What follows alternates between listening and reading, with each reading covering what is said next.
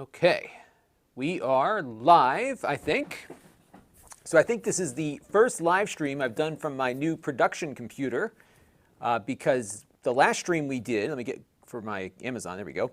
The last stream we did was on my old machine, which is now sitting next to me here on the laptop you can see a corner of here.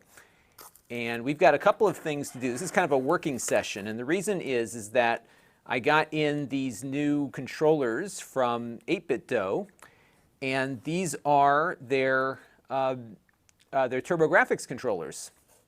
So they look a lot like the Turbografx controllers, but they've made their own look to them. And these are designed to be used with the Turbografx Mini system, which I don't have. But we are going to be experimenting with them anyhow, because I found last night as I started playing with these things that they actually work with other systems like PCs and maybe the MiSTer and maybe the Raspberry Pi. So our first step in the work session today, this is a working session video, is we are going to get my Raspberry Pi going with the new RetroPie installation, because they just released one officially for the Pi 4, and I was waiting like a year for that to happen. No criticism of the Pi team; they've done a great job with what they do with the RetroPie. But I wanted to try it out, and we can't try out these controllers until we get the Raspberry Pi configured. So we're going to have like a multi-step thing here to get a review shot that likely won't take me all that long to shoot when it's time to actually record it. But there's a lot of components that we have to get working together first. So that's kind of what we are doing here at the moment. So that is the game plan. So the other thing that I got was I got a little case from, I bought this on Amazon the other day, and this case is for the Raspberry Pi. It's not very expensive. I think it's about $9. I paid for it. And we're going to put the case, or put the Raspberry Pi 4 here into the case, and then install RetroPie, and then we'll try out the game controllers with it. There's a whole multi-step process here to getting this show on the road here, so that's kind of what we're going to do. And so we'll be shooting a couple of videos for my extras channel in the course of this. So you'll see me kind of jump into recording mode, and then we'll come back out and continue working on stuff. So step one is to get the Raspberry Pi case situated. So we're going to do that first. And I'm going to do a quick recording for my extras channel. And I just kind of came down here. I figured, I was going to shoot the review all at once, but I think I want to get all the stuff done, and I'll just do a quick shoot and roll in B-roll on these things when we get there. So we are going to start off on the Pi and unbox the MiSTer Pi case, and then we're going to record me putting it together. That's kind of what we're going to do in this first session. After that, we're going to get RetroPie installed. I might do another session on that. And then after that is over with, we will move on to the other stuff. So that is, I think, the game plan here. All right, so let me get situated here, and we'll go from there. All right, so I'm going to do like one of these switches. And this is my first video on my new production machine. I did do a correction last night for the video that I uploaded. So that one was like the first thing that I shot, but this is like the first actual work I'm doing on this machine today. And it is super quiet. So it's good stuff. And we got some folks popping into the YouTube chat. Not many yet, actually. Usually we get a few more. We have R.W. Stark and Ibrahim, I'm going to totally mess this name up, Almi Kahadib. Let me know if I got that right, or close. And yeah, so let me just kick it off here, and we'll talk about the little case that I bought. 3, 2, 1. Hey everybody, it's Lon.TV, and we are back with the Raspberry Pi 4. We haven't looked at this in a while. But I was eager to play around with the new version of RetroPie and possibly do a video on it. And I was thinking I might want to get a case for my Pi 4, because I reviewed this right when it came out, and there wasn't much out for it yet as far as cases were concerned. But now, of course, there are some stuff. So I picked up this case the other day on Amazon called the MiSTer Pi. It's not very expensive, and it has all of the parts that you need to get a proper Raspberry Pi installed and cooled. So I thought I would unbox it and just kind of put it together here and give you my thoughts on it. So it looks like it's very tightly packed here. So I'm just going to destroy the box, which drives some people crazy. and we'll see what's in here. So let's open up the plastic component here and see what the parts are. So we have the case here. It looks like it's got some venting on it for its fan, and I think this actually comes with a fan and a heat sink for your Pi. So we have some screwdrivers here, and we've got a little tiny fan that connects as well along with the heat sink. And it's always important, especially with the Pi 4, if you're going to be playing retro games on it and stuff, you're going to be pushing it pretty hard. So getting the cooling set on your Raspberry Pi will make a bit of a difference, actually, especially if you start running things for extended periods of time. So those heat sinks and that fan should help. So what I'm going to do here is get all my tools situated, and we're going to put the case together and see how it all fits. All right, and then I'm going to take that clip. That was a good take, I thought. And let's just go and this is a brand new workflow on my brand new production computer that we're starting today. So if you missed it, I did a stream the other day with my new PC that I built. That is, case intro. So my new PC that I built is running the show today. This is like its first mission out. So it's kind of an exciting thing here. So I'm just going to play back that clip, make sure it came out okay, and then we'll move on. Was I on the wrong camera the whole time? Let's see. Nope, that was from yesterday. Hang on a second. I think I renamed the wrong file. Yep, I did rename the wrong file. So my daughter and I were messing around with the system as we were setting things up. So let's go, and I was trying some 4K recording also. We're doing 1080p right now just because of my bandwidth, but soon I was told that I will be getting that Comcast fiber here to the house. I'll be paying for it, of course, which I'm happy to do, but that will make things much better. In fact, I should be able to record and stream at 4K. So I think that might be of interest to all of you. All right, good. So let me pull that clip in. We're going to remove the one that I had, and we're going to add the Pi. Give me one second. I'm just getting my Windows configured here. You can't see what I'm working on at the moment, but I will get back to you in just a second here. All right, and we'll select that, and let's see how that came out. 3, 2, 1. Hey everybody, it's Lon.TV, and we are back with the Raspberry Pi 4. We haven't looked at this in a while, but I was eager to play around with the new version of RetroPie and possibly do a video on it. And I was thinking I might want to get a case for my Pi 4 because I reviewed this right when it came out, and there wasn't much out for it yet as far as cases were concerned. But now, of course, there are some stuff. So I picked up this case the other day on Amazon called the MiSTer Pi. It's not very expensive, and it has all of the parts that you need to get a proper Raspberry Pi installed and cooled. So I thought I would unbox it and just kind of put it together here and give you my thoughts on it. So it looks like it's very tightly packed here. So I'm just going to destroy the box, which drives some people crazy. And we'll see what's in here. So let's open up the plastic component here and see what the parts are. So we have the case here. It looks like it's got some venting on it for its fan. And I think this actually comes with a fan and a heat sink for your Pi. So we have some screwdrivers here, and we've got a little tiny fan that connects as well along with the heat sink. And it's always important, especially with the Pi 4, if you're going to be playing retro games on it and stuff, you're going to be pushing it pretty hard. So getting the cooling set on your Raspberry Pi will make a bit of a difference, actually, especially if you start running things for extended periods of time. So those heat sinks and that fan should help. So what I'm going to do here is get all my tools situated, and we're going to put the case together and see how it all fits. All right, I think that came out okay. And by the way, these are the controllers. We're going to get to these in a few minutes. So we'll do a proper unboxing of all of them. And what I'm doing right now, because I want to test them with the Raspberry Pi, I found out last night when I started playing around with these that they work with more than they say it'll work. So they're advertising compatibility with the new Turbografx mini consoles, but they also appear to work with the PC, and I think they should work with the Pi and the MiSTer, but they perform differently depending on what you got plugged in. So we're going to look at all the different scenarios with these, and we're going to test that out first, and then I'll shoot the review later today because I have to get spruced up for the main review. And yeah, so that was what we're going to do there. So we're going to get to these in a little bit. And in order to test it with the Pi, I got to get my Raspberry Pi 4 back up and running. And to do that, I figured I would get a case and put RetroPie on there.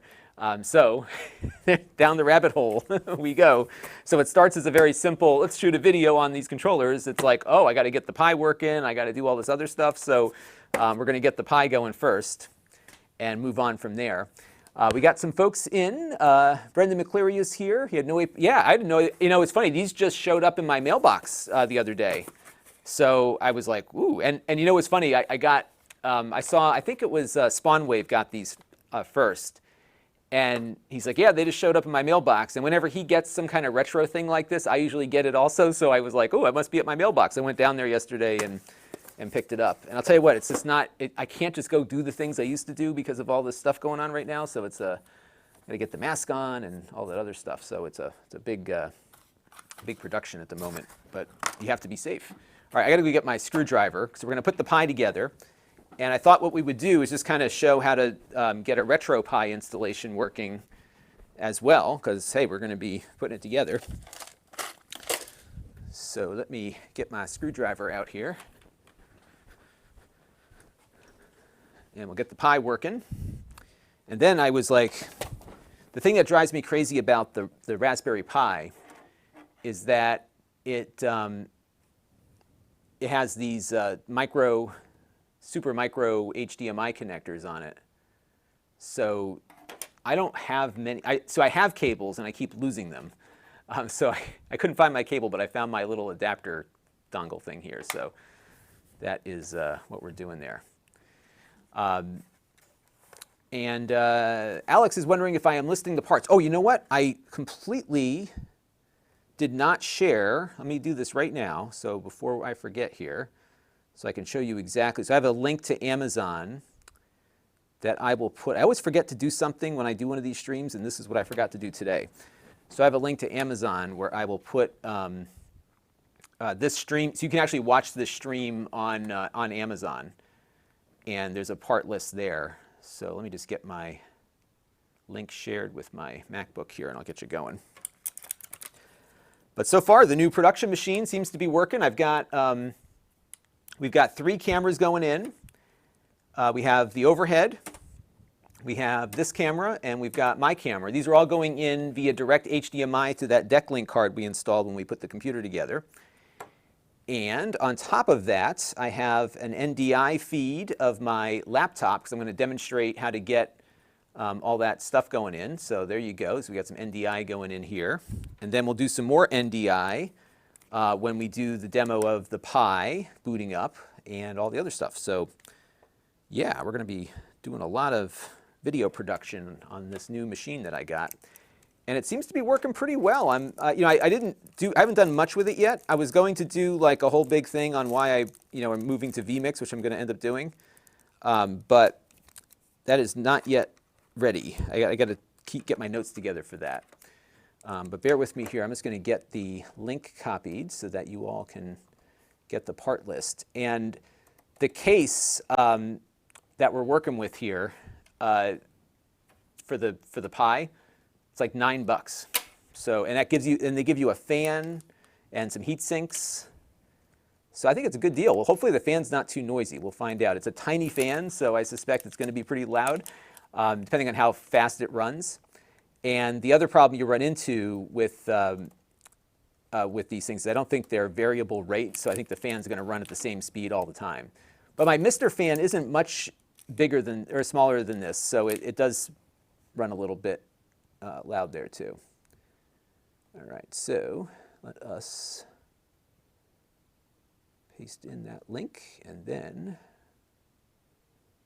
I will get you, hang on one second, I see a link in here that I don't recognize. I want to make sure it's the one I think it is. Yeah, okay, that's the Dell one, perfect. Okay, so now I'm going to just edit this real quick, and then I'll get you all the link so that you can follow along. Yeah, so I stream, whenever I do a stream, I simulcast to Amazon. And while you're watching on Amazon, there's a product carousel. So all the different things that will appear in the video will be highlighted when I do that. So I just refreshed that, and I'm going to put the link in the chat. So if you click on that link, that'll take you right to the Amazon thing, and you can see the whole list of stuff there. And yeah, we are working on a Pi 4. And after we get the Pi 4 put together, we're going to test these 8Bitdo controllers with them. I did test it with the PC last night, and these controllers, now you don't get a lot of buttons. There's like 2, but this works in X input when it's connected via USB directly, and then it's a direct input device when it's hooked up via the wireless dongle in here. And what I don't have is the new Turbografx Mini that these were designed for. So my review is going to be different than I think a lot of the other reviewers, because I don't have the actual console that this was designed for, but it does work with other stuff. So I think it's going to be kind of fun. All right, I do need to just shoot a disclaimer for this. And what did I do with the instructions for this, if there are any? I don't think there are any instructions. Well, I'm just going to have to figure it out, I suppose.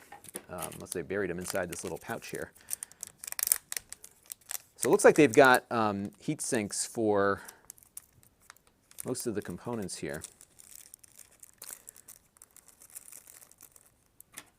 I'm just trying to figure out what goes where. So what's nice about the case is that it does leave room for your GPIO ports there. So it looks like you got to get the fan attached first, maybe, and then let's see, what did I do? I should probably replay the unboxing and see if I just tossed the instructions aside. I tend to do that anyhow, which is not a good, it's not a good habit to just toss things aside like I do, but this is how it's going to, let me give you the overhead here. It's going to look like that. So that is that, yeah, so that's how it's going to go in. And then I'm guessing then we need the long screws. So they've got like they have 4 long screws and 4 short screws. So I'm guessing the short screws are for the, yeah, I'm going to replay the video, just see if I tossed out the instructions here. Let's see, so I'm going to go back. Yeah, I'll put it up here so you can kind of put it together here and give you my thoughts on it. Let's take a look. So so we found that part, open that up. Yeah, there's no instructions in here. Okay. So you're going to have to take your best guess as to what screw goes where. This might turn into like what our PC build was like the other side. So, yeah. So the haircut's happening. I have to schedule. So I was hoping that somebody from the company would come on with me and do it, and I haven't heard back from them, which is really a bummer because, yeah, it looks like actually, I think the short screws are for the Pi, because you only have to go like that distance, just the distance of the board. So I think the longer screws are for the fan assembly. And I'm guessing the fan goes on first. And I'm also assuming that we want to draw air out. So I think we're going to put it that way.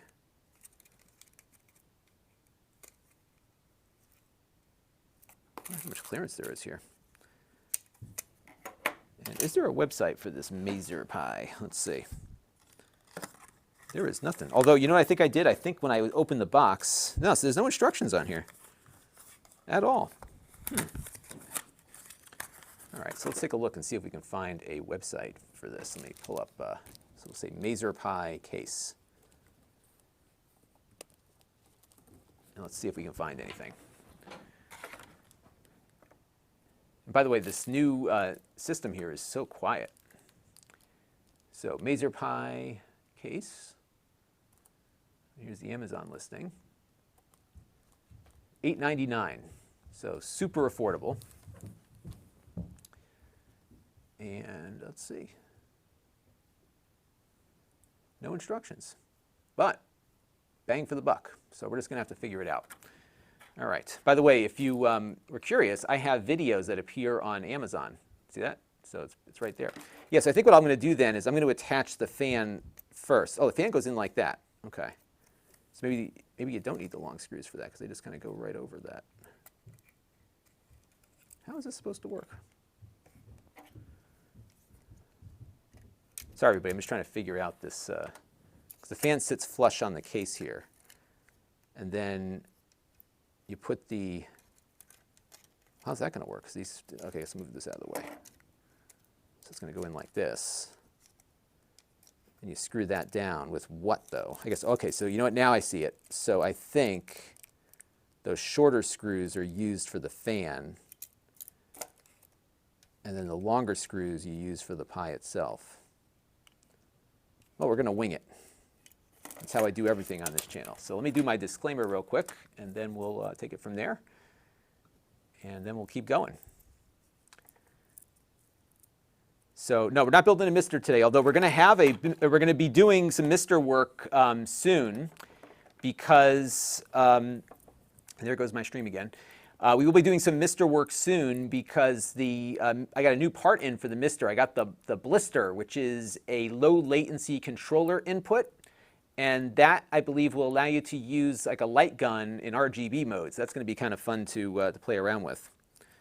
And you know what else I don't know? I don't know where I'm supposed to plug the fan into. Hang on a second, everybody. I got to find a little bit more info on this. Oh, okay, so they give you instructions. Here we go. So let me pull this up here real quick.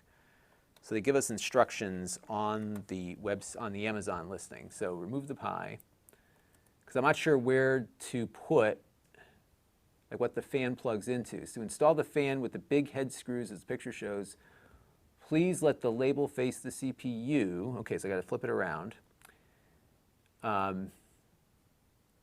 Connect the cable of the fan to the GPIO header. And I'm trying to get into that image closer to see exactly what they're... So it looks like the red wire is on the outside last pin. Okay, so we'll just kind of play with that. And then we install the Pi on the bottom panel. And remove thermal tape on the heatsink, and then put the heat sinks in. Okay, so that's how we're just gonna follow along on the instructions and try to do this according to their plan. And I get the sense that I'm just gonna do something here. I'm just trying to make sure that my camera is set properly. So I'm seeing a little bit of tearing, but I don't know if that's just my display and not the actual output. So I'm gonna wait for the... Yeah, it looks better on the stream. Okay, I think we should be okay. All right.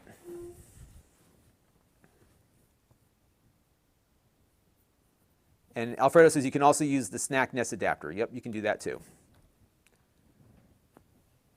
And we'll go from there. Okay. So let me go back to me. We're going to record my disclaimer real quick, and then we'll go from there. 3, 2, 1.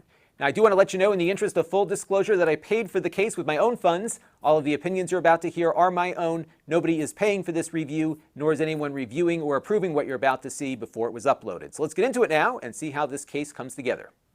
Boom, that worked. Okay, so now we're going to add that to my list of clips. I log all of my clips as I shoot so that I don't lose track of anything. We're going to call this one 101 Pi case disclaimer. And I'm going to just add it to my playlist. And we'll play it back real quick, make sure it came out okay. 3, 2, 1. Now, I do want to let you know, in the interest of full disclosure, that I paid for the case with my own funds. All of the opinions you're about to hear are my own. Nobody is paying for this review, nor is anyone reviewing or approving what you're about to see before it was uploaded. So let's get into it now and see how this case comes together. Worked. So now, what I'm going to probably do is point people at the Amazon listing here. And if I can get the screen adjusted in a way that works better. Okay.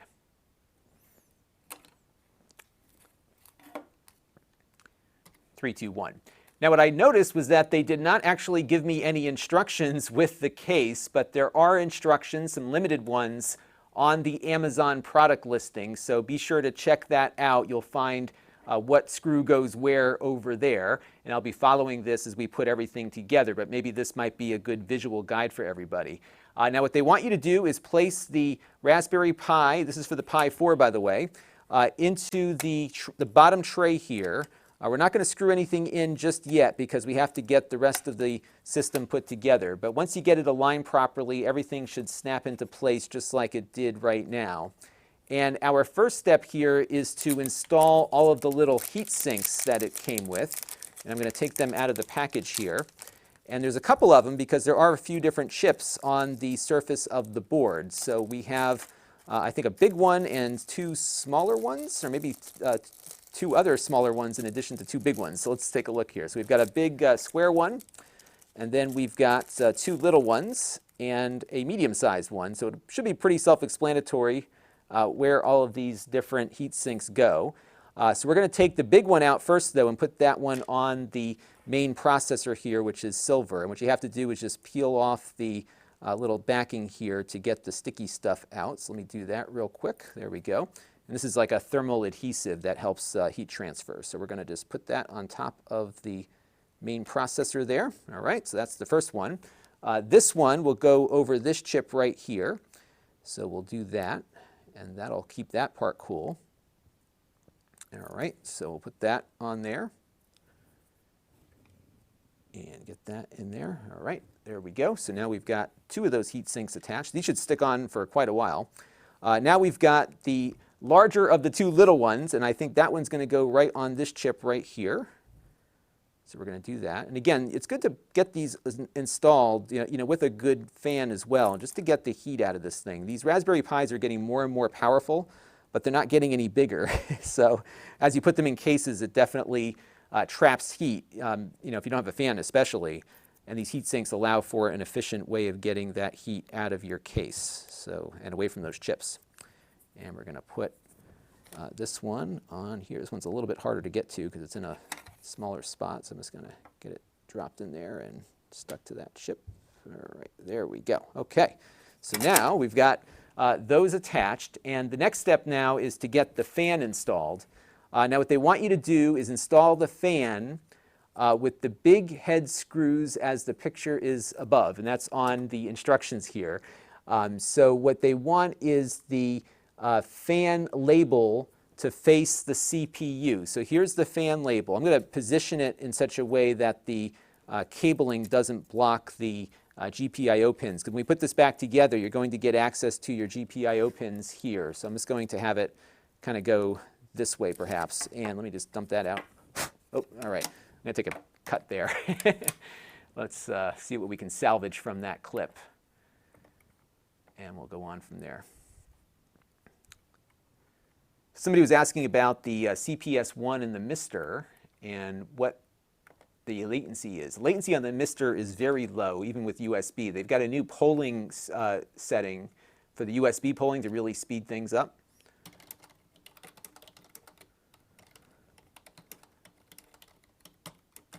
I think I'm going to cut this before the fan portion, so I'm just going to take a look at this real quick and just see how it came out. All right, so 3, 2, 1. Now what I noticed was the sticky stuff out, so let me do that real quick. There we go. There we go. So now we've got two of those heat sinks attached. These allow for an efficient. Now we've got those attached, and the next step now is to get the fan there and stuck to that chip. All right, there we go. Okay, so now we're going to say now the next step is to get the fan installed, and I'll kind of repeat the steps here. I'm just trying to see what they have on the computer screen here. It's hard to see. Let's see if I can zoom in further. Okay, there we go. So the label is that way. So it looks like the fan. Oh, sorry. Let me go overhead real quick. The fan cabling. So I'm trying to keep that. I guess that would work. We could have it. It doesn't really matter which way it goes, I guess. So the fan will attach to the two upper pins of the GPIO. At least that's what it looks like to me. Connect the cable of the fan to the GPIO header. They don't really give you an idea as to what pins you should be connecting to. I'm assuming they go right next to each other, but I have no idea. We'll find out, won't we? The good news is we can easily switch it even with the case attached, so that should work. All right. And they want the label of the fan to face the CPU. And I think what I'm going to do actually is just have it go this way. All right. And we can just attach those two with the top. It looks like they go into the top row.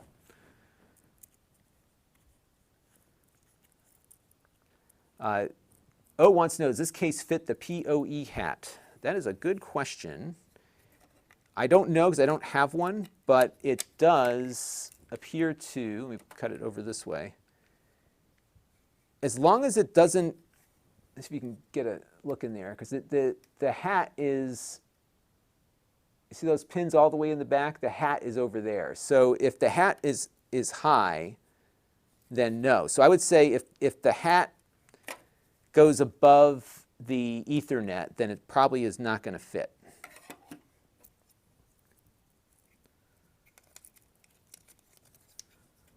Okay. 3, 2, 1. All right, the next step is to get the fan attached, and what they recommended in the instructions was to have the fan label face the CPU, which means that you've got to put it in like so.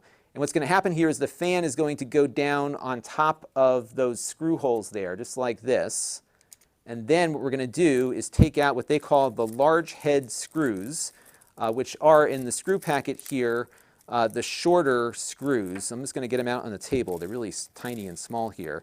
So these little shorter screws are the ones, if I can get one in camera here, those are the ones that you want to screw the fan down with. So I'm going to start doing that real quick. We're going to start with the first one, and then I'll do all 4 of them. And those just go into these screw holes here. And then when we're done, the fan will attach to the GPIO pins. And that's the one thing that they're not very clear about in the instructions. So we're going to take a look and kind of guess at it based on where they have them in the picture, even though the picture is super tiny. And let's just get these screws in here. And we got the rest of it built. And for those watching the stream, we're doing this so that we can use these Turbografx controllers with a Raspberry Pi, or at least test them. So I didn't have my Pi 4 ready to go yet. And conveniently, the new version of RetroPie just came out, so that'll help get us going here. All right, so we'll get that screwed in. Okay, so that part's done. And now we're going to put it all together. So the first thing we have to do, so now we're going to connect those pins up. And it looks like it's the red one first on the 2 back pins. So let me go back to me real quick. Oops. All right, let's add that. And I'm not going to watch it. I think I'm good. So we'll say rename 103 fan screws. Okay. And we'll just add it anyhow. And I do just want to check my recording logs and make sure that we're good there. Yep, no drop frames. So far, so good on the new system. Yeah, right now this whole operation is using only 4% of this computer's capabilities. So about 12% of the GPU memory, because it's running a couple different video windows, but it's doing pretty well. All right, and it looks like it's so hard to see. Usually you want GPIO pin 4, 5 volt, and the back wire to GPIO pin 6, ground. Okay, so I'm assuming that the red one, all right, so pin 6, and they don't really label them, so GPIO on pin 4, 5 volts. Yeah, it's hard to see exactly where that is. So let me go look up Raspberry Pi GPIO pins. So make sure we don't break anything, right? And what I can do here, let me show you what I'm looking at, is I can pull up the pins here so we can figure out exactly where things go. Oh, I see. So right, so there's a space in the middle because, let me pull this image up here. So you've got these 2 red pins are delivering 5 volts, and then ground is the 3rd one. So we're going to put the red one on the first pin, and then ground will be on the 3rd pin. So I think I'm going to try to zoom in a little bit here. And he said pin 1 should be labeled with a little triangle or dot. Yeah, there is a, yeah, I think from the schematic on, this is from the Raspberry Pi website, So maybe we'll start off there and kind of show where we're going to go. And I'm going to zoom in the camera a little bit because the instructions are super vague on this. And just kind of trying to get the tightest shot I can get overhead here. There we go. Okay.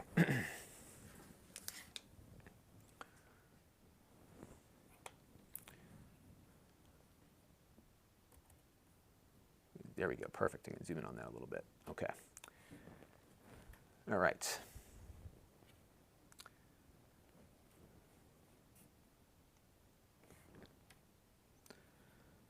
And the fan is, yeah, it's 5 volts, so we should be good there. Okay, so I'm going to just start off on this web page here, and then we'll go from there.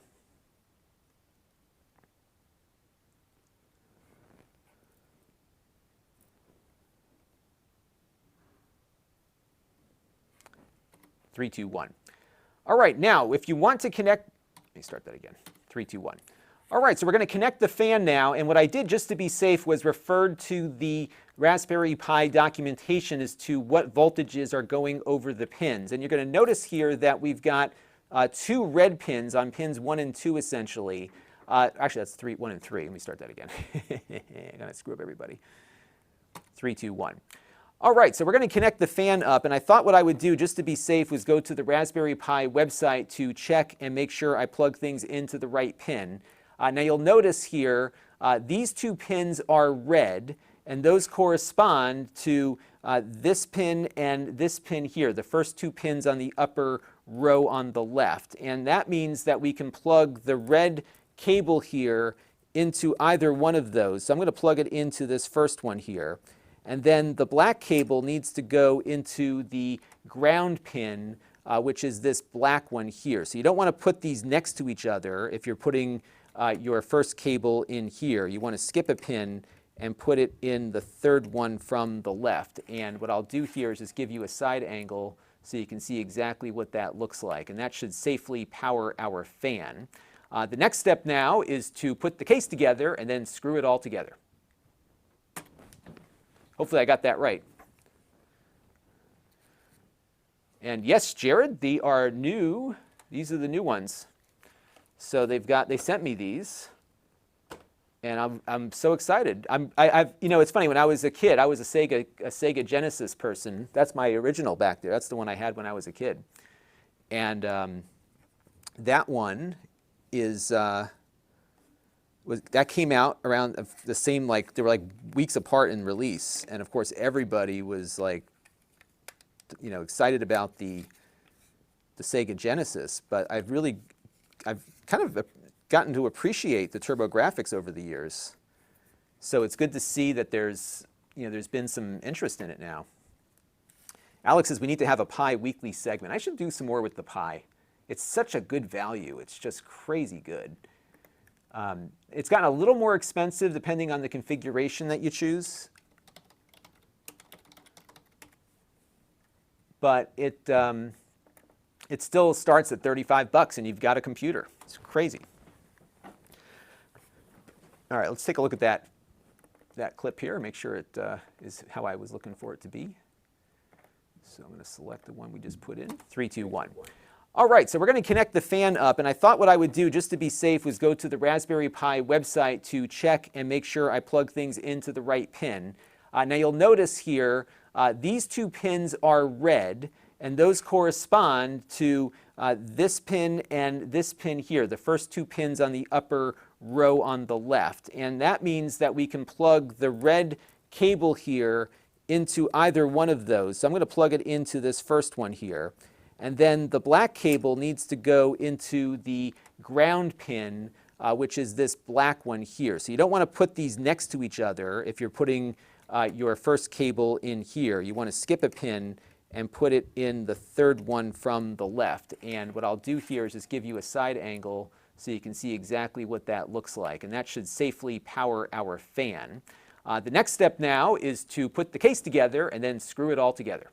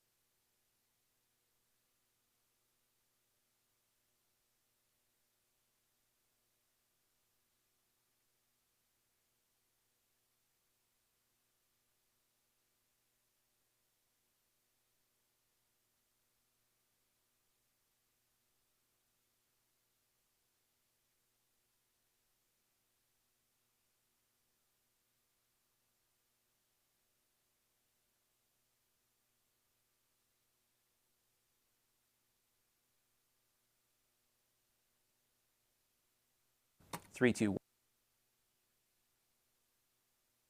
Sorry, I'm sorry, I turned my mic off. I'm back. Okay. I had flicked the mic off so it didn't echo when I was watching the clip. So you will hear me again in a second. Okay. So now we're going to put this part back in. So let's see how that comes together. I'm guessing it goes in like that. All right. 3, 2, 1. All right, so now we're going to put everything back together, and you've got to put this little piece in like that, and you kind of have to hold it in place because I'm finding that it keeps popping out. And then we got to fit it all together here. And of course, you're going to have those cables kind of sticking out there because we are occupying those first 2 GPIO pins for the fan. But it looks like we've got everything together here. So now I'm just going to use the long screws now to put it all together, and then our case should be complete. And I will fire this up so that we can see if the fan is working. So once I get all of these screws in, we'll plug it in and see if our Pi boots up. That was a good cut. You think I should put this on the main channel or the extras channel? I'm finding people like these little DIY projects, so this one might go on the main channel. 105 case, final case assembly. Okay. And I might actually start shooting my other clip while I have my laptop on the table, because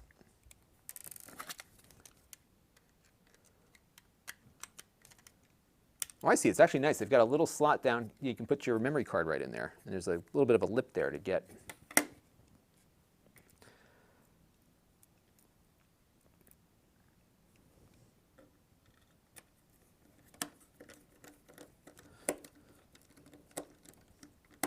All right, we'll put it back together here. Almost there.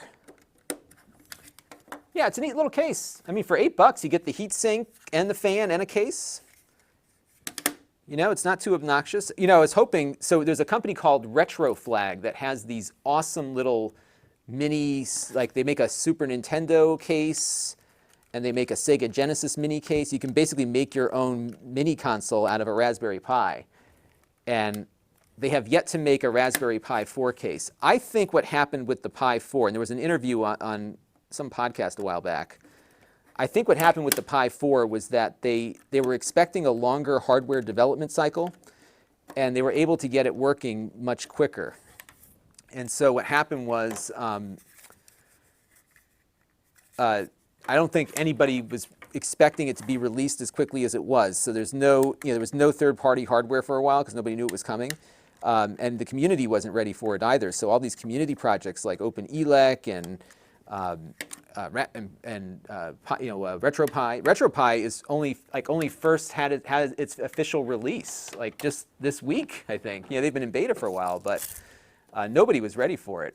So it's a definite shift. And what happened though, and I'm just remembering this now because the cable I was intending to hook up to this to power it is an Apple power cable. So I've got to go find my other power cable because it doesn't work with the Apple USB-C cables, if I remember correctly.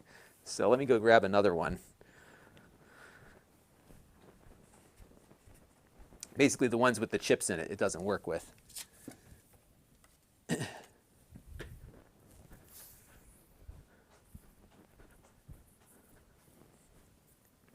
So we're going to connect up this cable. And let me just unplug this thing here. And we'll plug in my 60-watt adapter. I love that they switched to USB-C for power. I was always struggling with overpowering my Raspberry Pi. And I don't have any OS on here yet. I think what I want to do is just power it up and remark on the fan, and then we'll cut that review off and be done with it. Okay.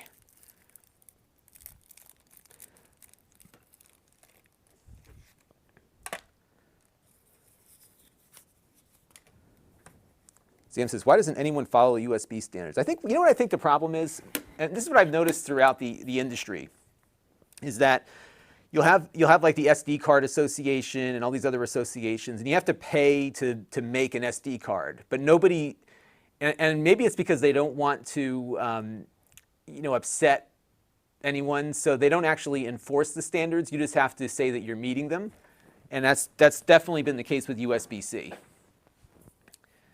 All right, so let me just plug this in and make sure it powers up. Yeah, it's going. Actually, it moves a good amount of air through there.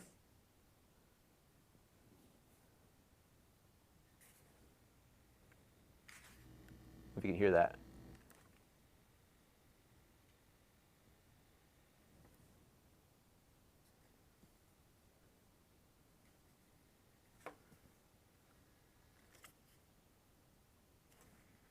Yeah, it's not that loud. I mean, if I was running this on my home theater, I would not hear it. Like it would be, it's pretty quiet.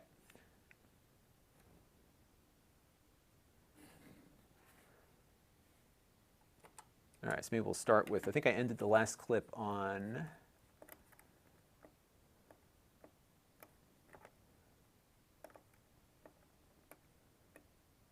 all right, so I'll end it on, I'll start on me with just attaching it. Okay, that's how we're going to do it. Okay.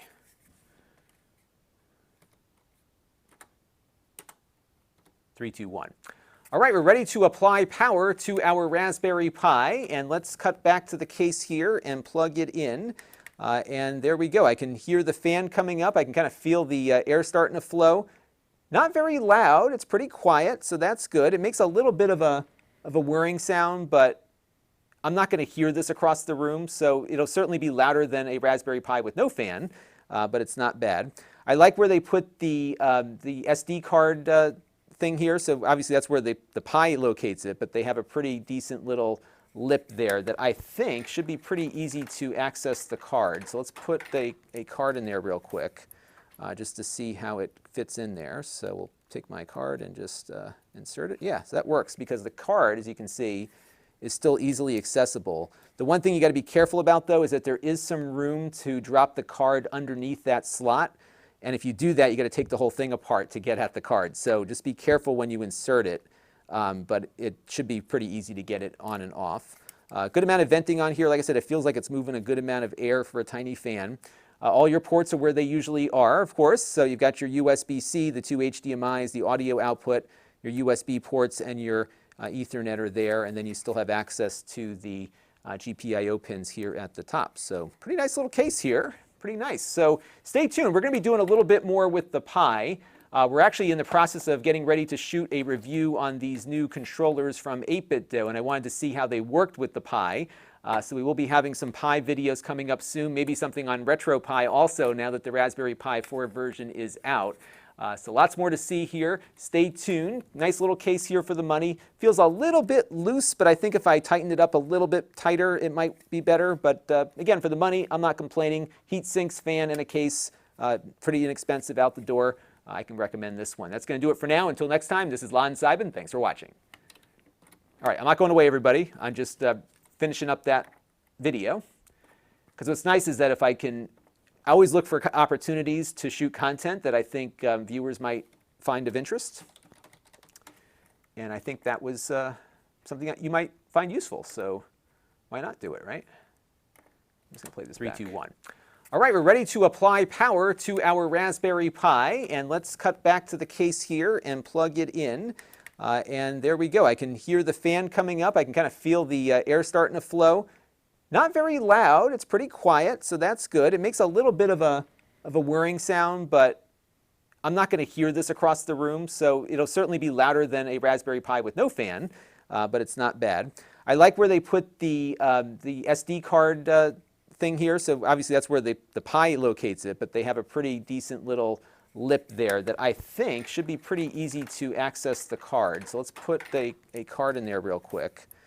Just to see how it fits in there. So we'll take my card and just insert it. Yeah, so that works because the card, as you can see, is still easily accessible. The one thing you got to be careful about, though, is that there is some room to drop the card underneath that slot.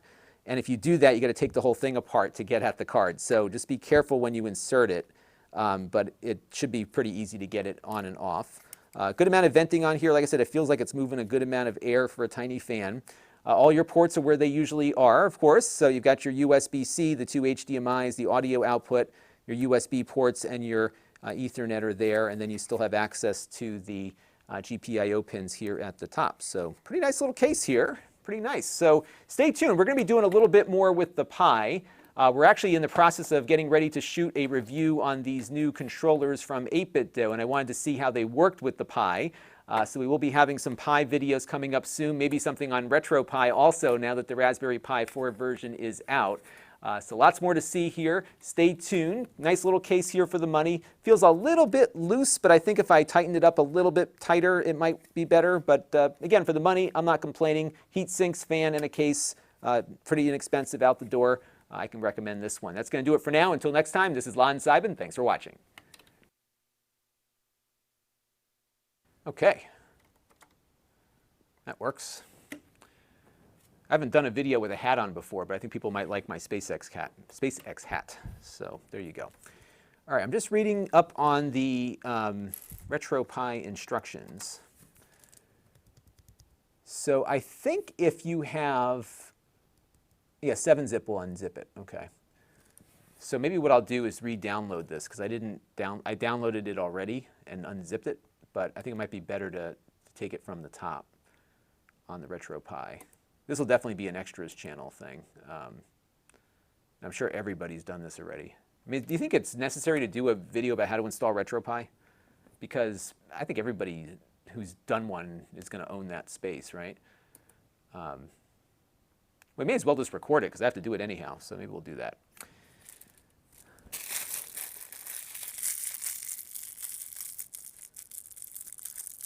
So Turbografx Slated said they should have put 2 USB-C ports, one more PDW for video, one for video. Yeah, it would be kind of neat to just have like 4 USB-C full service ports or something, wouldn't it? That'd be kind of a neat way to approach it.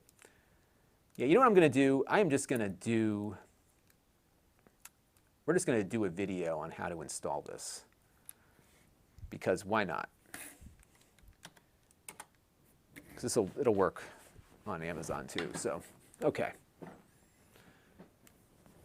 Yeah, I use Rufus, but I guess Etcher is what everyone's using now, right? So should I get Etcher? Let's take a look and see what they're recommending. So installation guide. So they say, download the SD card image.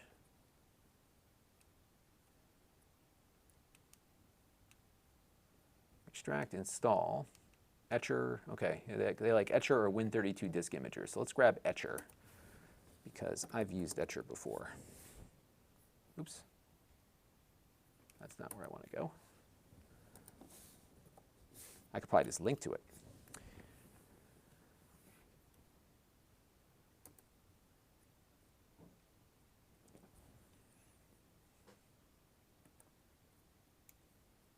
And I think we downloaded this already, so let me just double check here and make sure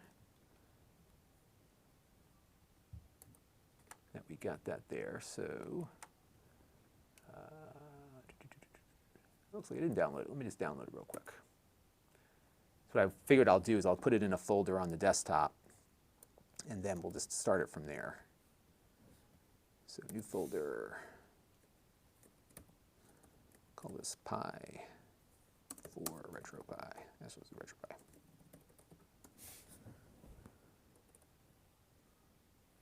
See, the problem is if I go down this road, it's going to get super comprehensive.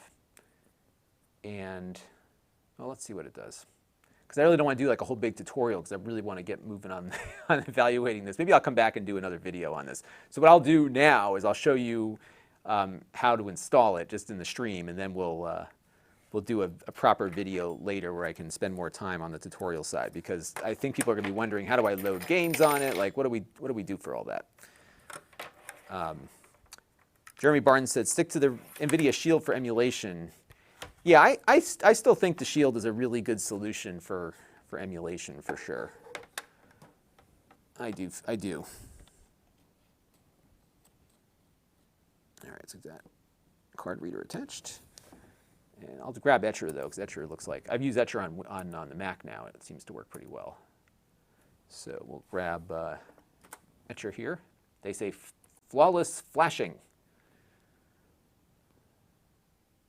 And we'll just download that to my RetroPie folder. And that looks like it's downloaded. So we'll get that going. A lot of work just to test the game controller, isn't it? But I wanted to make sure that we were good to go here. So we're going to just extract here. Get that file extracted. So Cedar Lake wants to know what's on deck for the Pi. We're going to put some RetroPie in there. Everyone's asking about the Floby. No, the hat is not hiding the. The hat is not hiding anything. We haven't done the Floby yet. It's coming. So the hair is just super messy right now because I was busy. I had a bunch of phone calls to make and conference calls and stuff this morning, so I didn't get a chance to like get in the shower. And then I was like, you know what? I'm going to do all the B-roll and all the work on this because I got another call at 6 tonight. I'm just like busy, so I just didn't have a large block of time. And then if I did the shower, by the time I get out, the dog's going to want to walk, the kids are going to, so I'm like, you know what, I can get down here and no one knows I'm down here right now. I can just, well, they know I'm here, but I can just get it done. So I figured we got a good block of time here. Let's just get moving. So that is the scoop. All right, so we got to install Banana Etcher. And now we're going to etch this sucker here. So we're going to flash from file.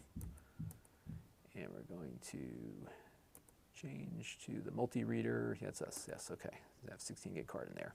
That's all we really need because we're just going to load up some Turbografx stuff on there, and it's not that big.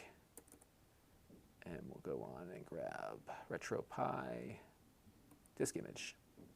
Look at that. That inflates to a pretty big file. It's like it starts at 825 megabytes and goes out to 2.8 gigs, although I bet you it expands within that volume. So, all right, we'll open that. And we'll hit the flash button here, and that's going to start writing to the card. And yes. That was weird, just flashed my screen a little bit, didn't it? Okay, and we got to wait for it. So this is what happens is that it'll start popping these windows up because it's creating partitions. So you got to wait for this thing to tell you that it's done before you do anything.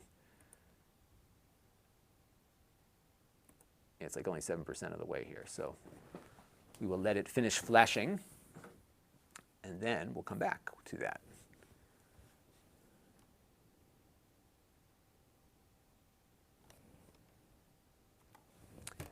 So while we're waiting, because we're only 17% done here, Mike D says, isn't this the fun part? It is the fun part, isn't it? And that's also very true, Jared. You got to make sure you got the right drive selected and the capacity. Etcher is good because it does, it won't select an external hard drive most of the time, I think. I think you have to override it to do that, so it should be good. Jeremy says he enjoyed my MiSTer videos. Yeah, we're going to do more because I got in some more MiSTer parts. So we're going to have to. So I got in the blister card, and we recently put the case on my MiSTer, where we're going to have to take the case off, put the blister card on, and then put a new case on. So we're going to be doing a little more work. So that'll be an upcoming stream. It's on the list of streams to do.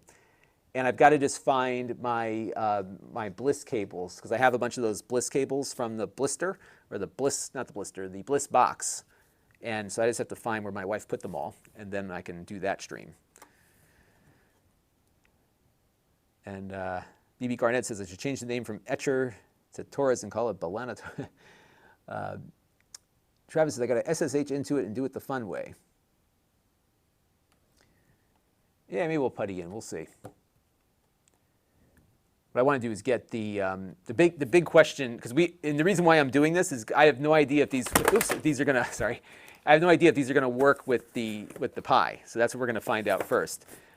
They have, and we'll unbox them in a minute. They have a wireless dongle, but you can also plug them in directly. But when you plug them in directly, they behave differently. So you have to be really careful about that. All right, we are 71% of the way there.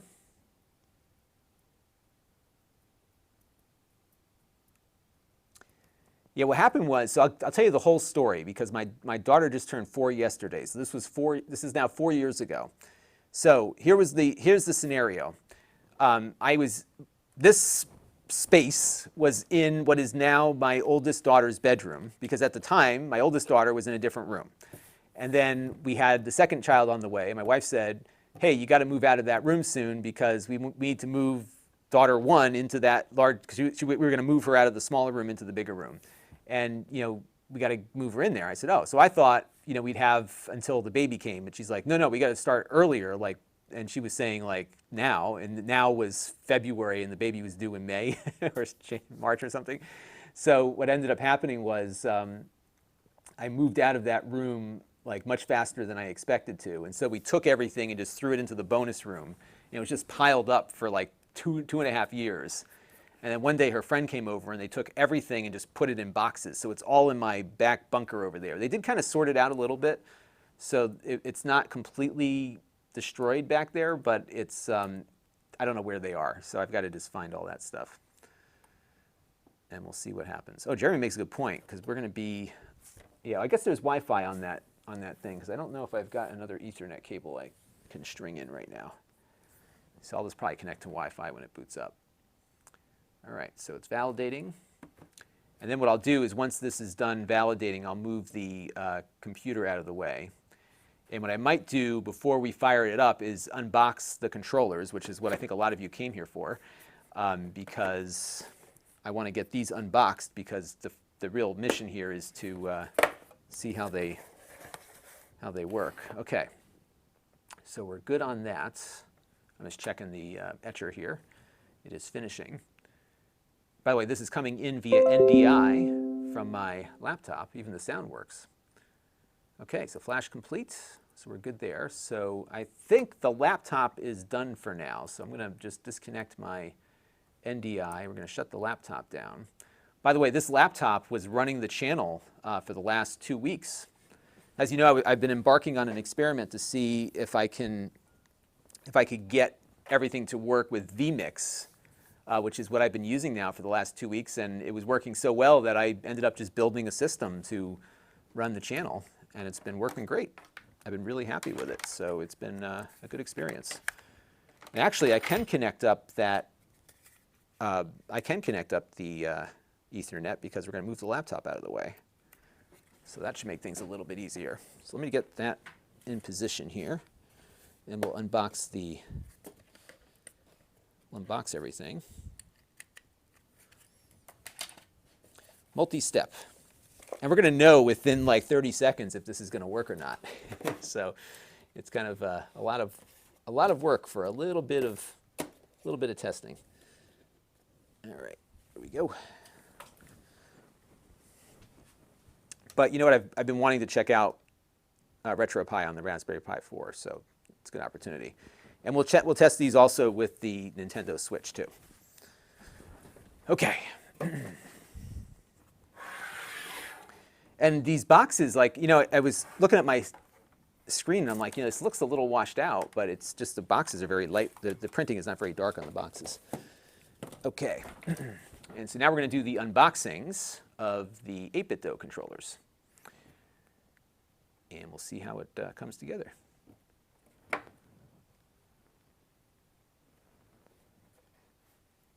And Alex says that Amazon has several 8Bitdo. Yeah, that's what we're reviewing right now. These are the ones.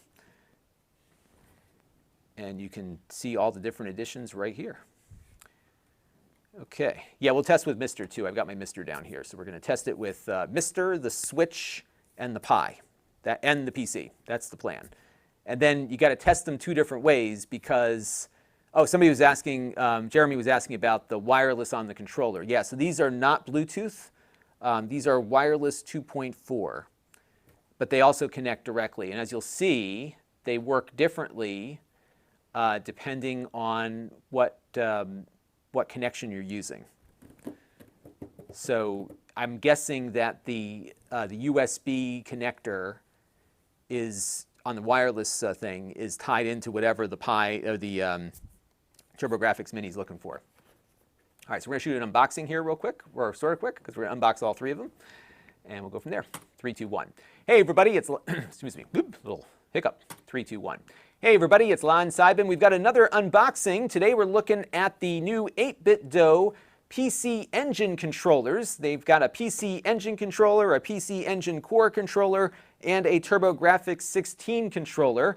I love the 8Bitdo controllers. We've been looking at them for a number of years now, and this is their first interpretation of a modern Turbografx controller or PC Engine controller, depending on what part of the world you're from. And we're going to unbox all three of them, and then we'll be back on my main channel with a full review as to how they work. So we're going to be doing a lot with these here in just a second, because I have discovered that these work with more than just the new Turbografx mini consoles. They'll actually work with the PC, the Switch, and we'll see what else they might work with too. Now before we unbox these things, I want to let you know, in the interest of full disclosure, that these came in free of charge from 8Bitdo. However, nobody is approving what you're about to see before it was uploaded, and we were not compensated for this unboxing, and all of the opinions you're about to hear are my own. So let's get to it now and take these things out of the box. I think that works. Hey, that's a cool icon there, Mike D. How'd you do that? They have like a custom YouTube emoji? That's neat. Maybe there is one down here. Let's see. Custom emojis. I'm just looking on the chat window here. Oh yeah, they do have that. I could make one. Oh, look at this one. I can do like a little house. See how easily distracted I am? That's like stay at home. That's what that means. It's not working on my computer right now. We'll come back to that. You can do like a little stay. Yeah, there you go. You guys have got it. I can do it too. Perfect. Pretty cool. All right. So let me just add that to the list. Thank you for your upgrade, Alex, to silver level. Much appreciated. We'll call this 200. This is PCE controller unboxing part 1. I think I might just let this kind of roll as we do it. 3, 2, 1. Hey everybody, it's Lon.TV. We've got another unboxing. Today we're looking at the new 8Bitdo PC Engine controllers. They've got a PC Engine controller, a PC Engine Core controller, and a Turbografx 16 controller.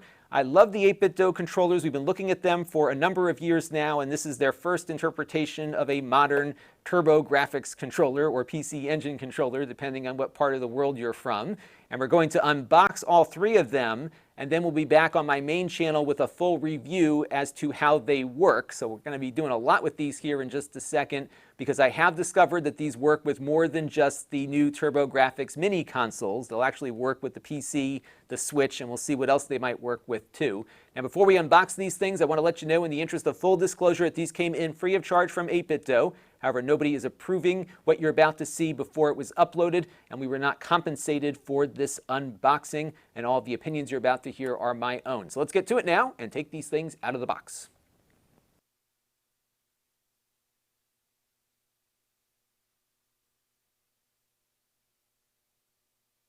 All right, that works. So we're going to start with, I'll put it to all of you. Can I do a poll? I don't know if I can do polls in this thing.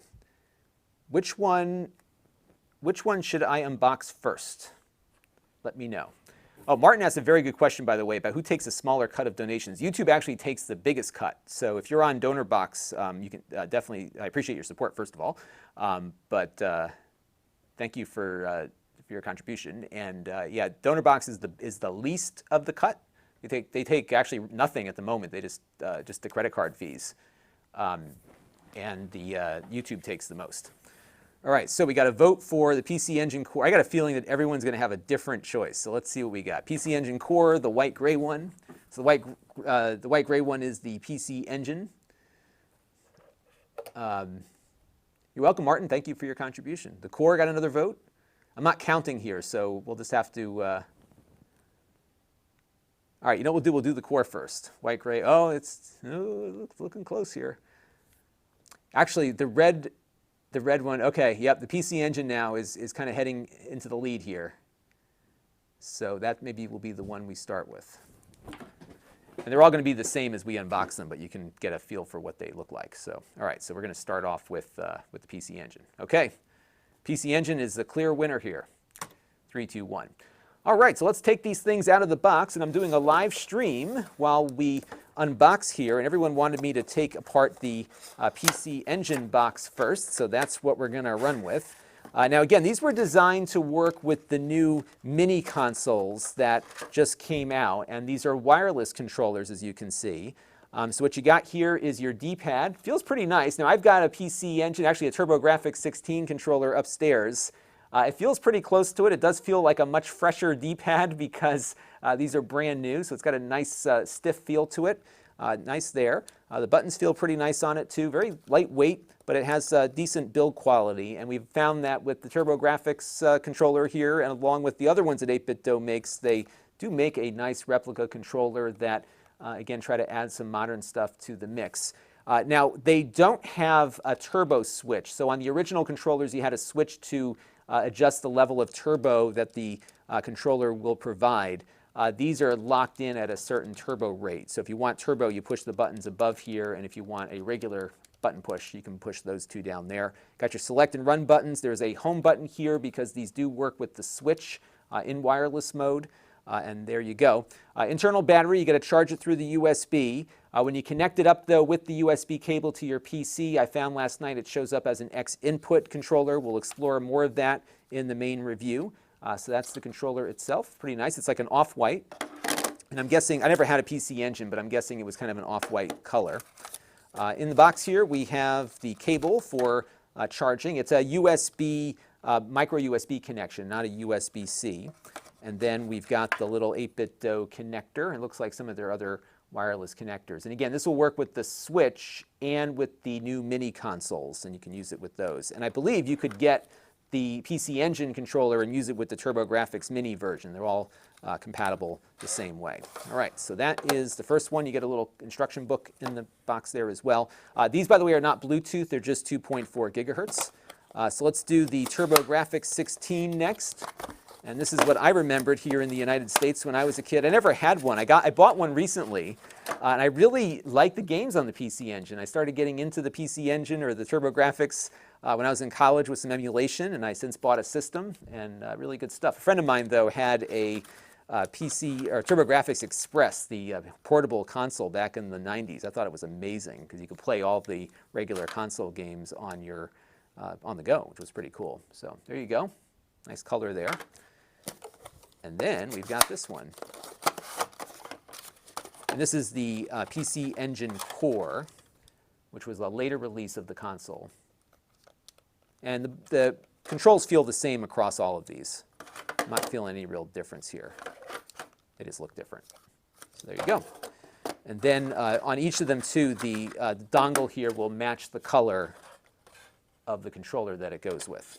So good stuff there. All right, so I've got some testing to do. We're going to start testing all these controllers out, and we'll have a full review soon on my main channel at Lon.TV, so stay tuned. All right, unboxing is done. How about that? You might see that on the Extras channel very shortly if I get some time this evening. All right. Yeah, no keychain on these. No keychain on these. I have to say this about 8Bitdo. They had some issues with their directional pads for a while, and they really made some decent improvements on them. So kudos to them. All right, so PC Engine unboxing. All right, so now we're done with video shoots, and we're going to just record B-roll from here on out. I'm just going to watch this, though, make sure it was okay. 3 minutes? I'm not going to play the whole thing just to get it. 3, 2, 1. All right, so let's take these things out of the box, and I'm doing a live stream while we unbox here, and everyone wanted me to take apart the PC Engine box first, so that's what we're going to run with. Now again, these were designed to work with the new mini consoles that just came out, and these are wireless controllers, as you can see. So what you got here is your D-pad. Feels pretty nice. Now I've got a PC Engine, actually a Turbografx 16 controller upstairs. It feels pretty close to it. It does feel like I found last night it shows up as an X input. A friend of mine, though, had a PC or Turbografx Express, the portable console back in the 90s. I thought it was amazing because you could play all the regular console games on with. So good stuff there. All right, so I've got some testing to do. We're going to. Okay, I'm happy with that. So now Next step is we're going to get my monitor on the desk, and I guess what we'll do is start with the RetroPie and see if this works with the Pi. And we've got to test a couple of things with it, because when you have the USB dongle installed, it does one thing, and then when you've got the other thing installed, it does something else. So that's the track. And because the Turbografx was like my system, we'll use the black one here. But we'll come back to the other ones in a little bit. And I'm going to try to keep myself organized. Put these back together here. I'll tell you that the best controller they make is by far the SN30 Plus, Pro Plus. That thing works with everything. I've been using that with my PC. We use it on the Switch. My daughter really likes it. All right, so let's get the desk organized here. And now I'm going to get my monitor. We're going to put the monitor up on the table here. And we're going to have to zoom the camera out there to get it all working. It's a very versatile set. I used to take a TV class in college, and we used to say, strike the set, when we were done with one student project before the next one started. Strike the set. We tried to use all the lingo. Got to strike the set. All right, so let me get the monitor hooked up here. And then we'll get the Pi booted up. And I think we're going to have to do a couple things to the Pi when it first gets going, because we haven't yet used it. So, and then this is a good opportunity to test out my new NDI device. So I'm going to grab that real quick. So we're going to power that thing up. So I got a new NDI box from NewTek. I bought it, that supports 4K over the network. And I like the NDI boxes for bringing in this stuff just because you can hook them up anywhere. All right, so now I've got to get my cabling going. So what I have for I hope this works. I've got this little gender changer here, or yeah, it is a gender changer, I guess. So we're going to pop that in there. And this will let me plug in a regular HDMI cable. And then I'm going to run that cable all the way to the NDI box. And then we're going to loop back to the monitor, because the NDI box can take the video in, and then it can spit it back out again. So we're going to bring this over to the Pi. And that's going to go out to the NDI box. And then the other HDMI cable that is somewhere over here will run back to the monitor. So we'll plug the monitor in. And then I can just get it on the screen here, because it's good to be able to demo and also capture. And then I don't have to use any system resources for display output. I'll tell you what, folks, I am starving today. I've eaten. It's like, I don't know why I'm so hungry. Okay, there we go. So now I'm going to go and add an NDI input. So our Spark Plus. I'll close out the laptop because we're not using that right now. Okay, so now I'm going to get this positioned. I had to go find a keyboard real quick and a mouse.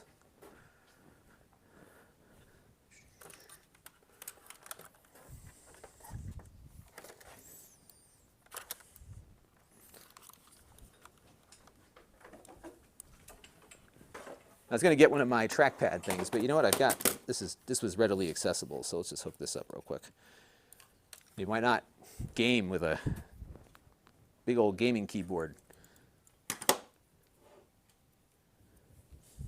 Ha! Mike D says I'm starving because I've been saying the word Pi for too long. That's probably exactly what's going on. So we're going to plug the keyboard and mouse into the USB 2 ports here. And again, we're doing all of this just to see if this controller is going to work.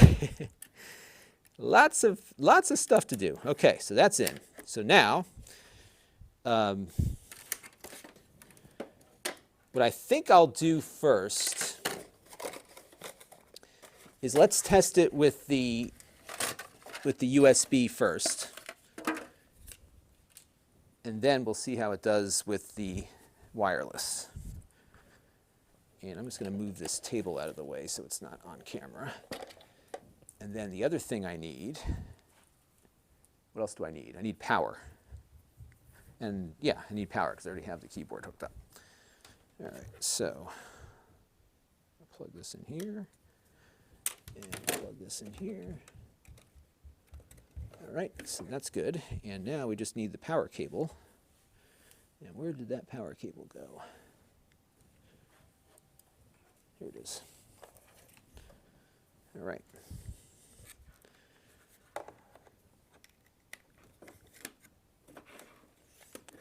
And let's put the Raspberry Pi upside down, which would not do much for the fan. Okay. Let's see what we get.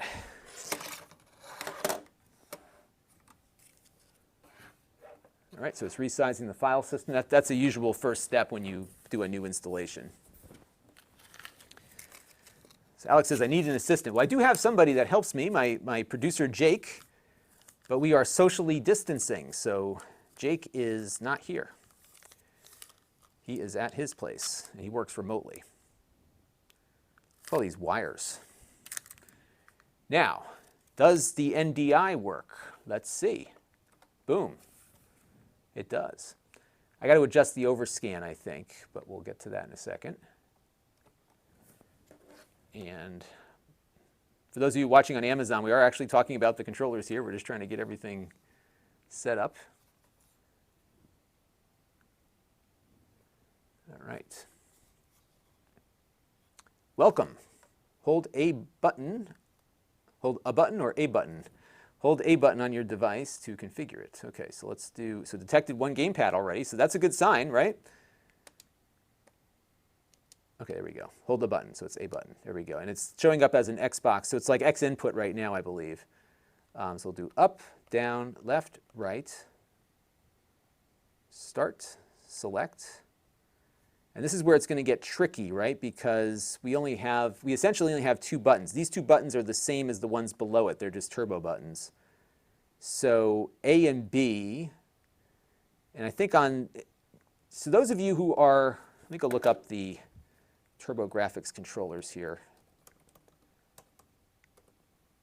I just want to see what the button's supposed to look like. I like the button layout. So it's 2 and 1. Oh, it's already on here, 2 and 1. So I don't know what that corresponds to on here. So I'm just going to do this and that, and then we're not going to be able to do the other ones. So we're just going to say, how do we get out of here? Hold any button to skip. Okay, so we're going to skip, and then we'll skip, because we have no shoulder buttons either. So you're very limited here. But if you wanted something that reminds you of the Turbografx, you got it, right? So the good news is it's mapping properly, so that's a good sign. And then what I'll do is I'll load in a few games once this comes up, and we'll try it out real quick. Oh, I could have done the hotkey, couldn't I? Oh, I can do it, okay. So I'm going to push the home button for the hotkey. All right, and then we'll go down to OK.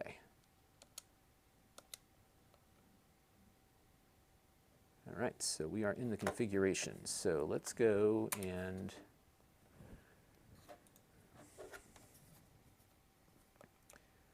can I adjust the overscan here?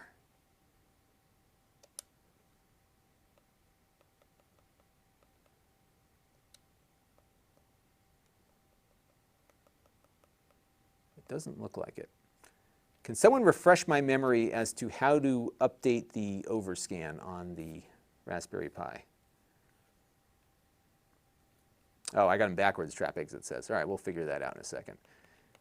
Does feel pretty good though. We're going to test the latency on the controller, USB and wireless in a little bit when I get my MiSTer hooked up. All right, so we're going to menu. Other settings. Oops. So I also want to turn on Samba. I don't know if Samba is on by default on this thing. RC mode, metadata, VRAM limit. Oops.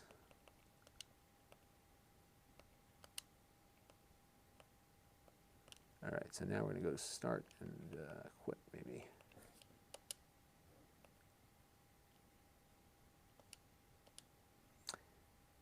So I don't know if I can edit the, the edit file in the boot partition manually. That's right. Okay. All right, so we got to go and pop the card out and then edit that, because I can't edit that right now because it's not accessible on this partition if I remember correctly. All right, so let's shut her down real quick.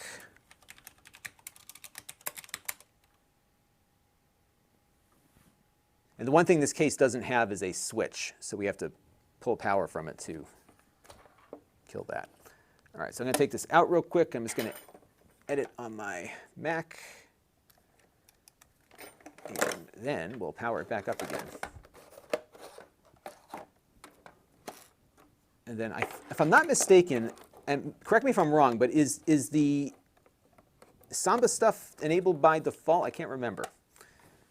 I will find out. If not, I think I can load the games up right now just through the. I'm just going to put on like one game just to see how it all comes together. All right, so boot. And then I've got to go in and edit the config.txt file. I think that's what it is. Yeah. All right, so disable overscan 1. And that will get us up and running. Okay, save that. Okay. I think that's all I got to do here.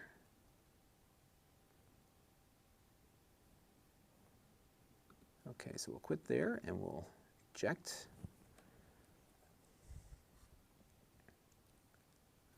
And now we'll take the card out and put it back in. That's when you got to be super careful with this case, because if you can easily put the card in the wrongs, like you can slide it into the case itself and you got to take the whole thing apart to get the card out. So be super careful. Okay, there we go. And where did my power cable go? All right, take 2.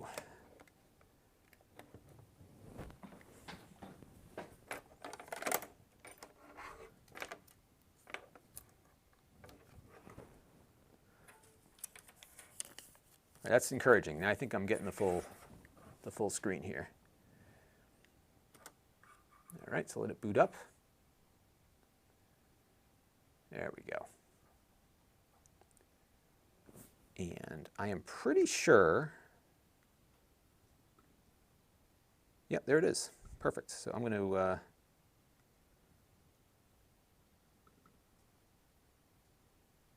there we go. And I think there's a folder. Yep, there is a folder on there for PC Engine. And I've got a couple of PC Engine games I'll just load up on there real quick. Anyone have a request?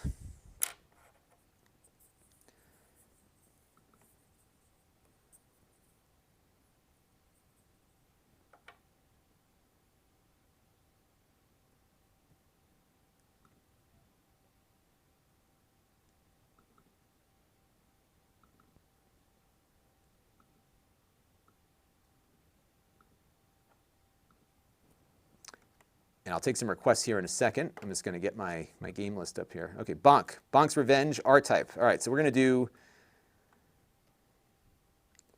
we'll do some R-Type, and we'll do some Bonk's Revenge.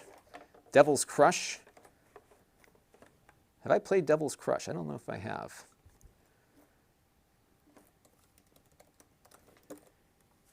And really the goal here is just to make sure that everything's going to work. So, oops, all right. Oh. I forgot how I got to that.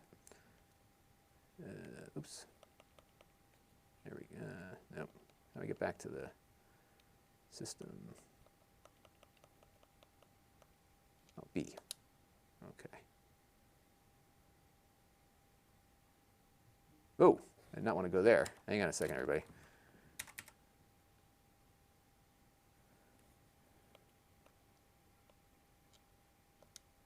Yeah, I think I got my buttons reversed here. I'll redo those in a second. All right, so let's go over to my emulator collection here. Blazing Lasers, that's right. Now, what did they call that overseas? What was that one called overseas? Because here in the US it was Blazing Lasers, but it was something else somewhere else. And let me go, we'll do that one. So we'll do, we're just going to do a couple here because I want to make, because really the goal is just to make sure it works with the RetroPie so we can capture some B-roll. But let's see here.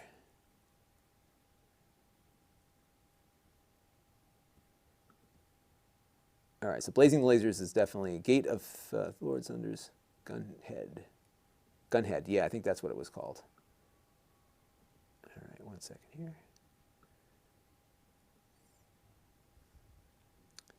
So PC Engine and Gunhead, yeah, Gunhead. All right, so we'll put that one on there, and then we'll do. We got to do Bonk's Revenge or whatever, because Bonk is like kind of a classic. Was that Bonk 2? Is that what that one was? All right, so we got 2 on there, and I think what I've got to do is reboot this so that it finds those games. So let me just restart real quick.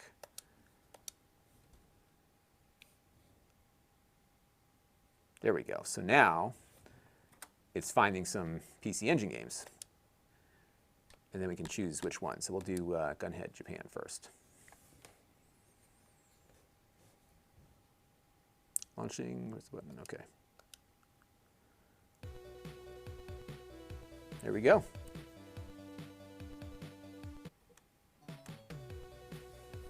And you know what I'll do is I'll keep the audio on too so you can hear it as I'm playing here. So let me go and this is NDI Spark. Oops.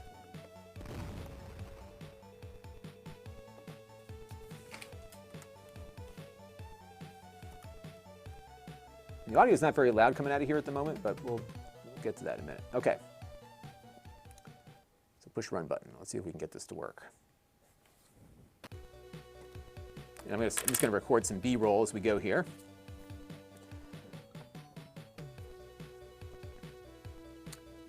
Yeah, the music on these games was awesome. And it might be echoing back actually because it's coming out of my monitor, so bear with me for 1 second here. I just got to make one adjustment on the headphones.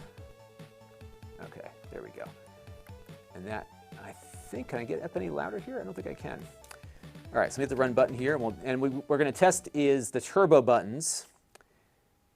And we're going to test the, so this game is like turbo anyhow, so we're not going to be able to see how it works, but it does seem to work. And I'll have to make note that I mapped my buttons incorrectly, but so I'm guessing this button is probably not mapped correctly, like this is the one I'm firing with right now. And like that one should be the special button, right?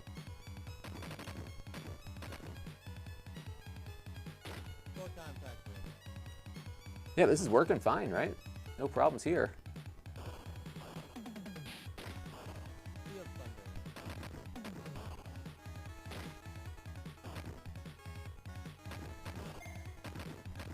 All right, so that's good. So let me just log that clip real quick. And see, this is the problem when you're working on this stuff, is that you can't play the games that long because you got to move on to the next part. So that's it. So this is going to be PC Engine, or we'll say RetroPie wired. And now we need to test the controller wirelessly. So that's the next thing we're going to do. All right. So I think if I hit my home button, let's see if I can get out of this. Can somebody remind me as to how you can quit a game on RetroPie? Is it F12 or one of these F keys? Let's see.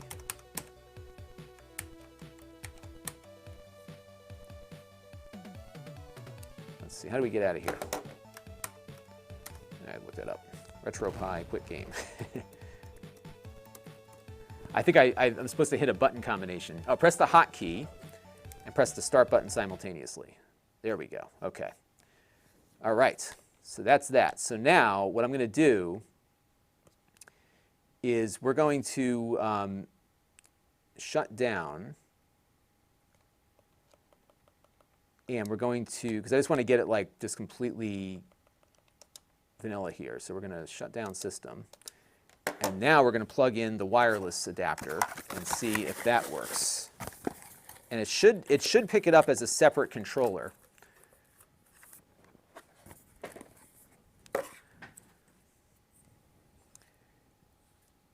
And so the good news is wired, it'll work. It looks like it's going to work with anything. But the question now is when we hook this up, what's going to happen? So let me kill power here.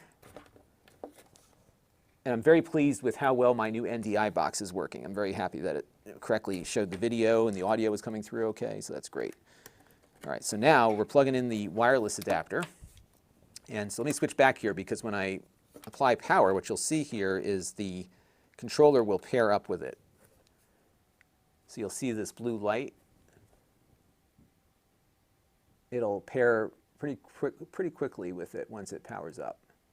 There you go, see that? So the controller is now bonded, if you will. All right, so now, so the NDI box I'm using now, this is the Spark Plus, which is the 4K one, which is great, because I'm planning on doing 4K. So my configuration now will do 4K. I could do it. I have my cameras are ready to go. I could totally do it. It's just my bandwidth. So I'm only streaming at 720p and I'm shooting at 1080p. So it didn't make sense to do anything else. User, I don't detect any lag yet, but we're going to do lag testing on my computer because that gives us the best, the best idea as to what the lag's going to look like. Okay, so hold the button to configure it. All right, so it detected it as a PC Engine pad. I don't know if you saw that. So let's say pad up, pad down, left, right, start, select. All right, so the east button, so this should be A and that should be B. And then we're going to skip all the rest of this stuff. Oops, shoot, skip that. And we just have to go through all these, and this takes a second. But I think it's going to work, folks.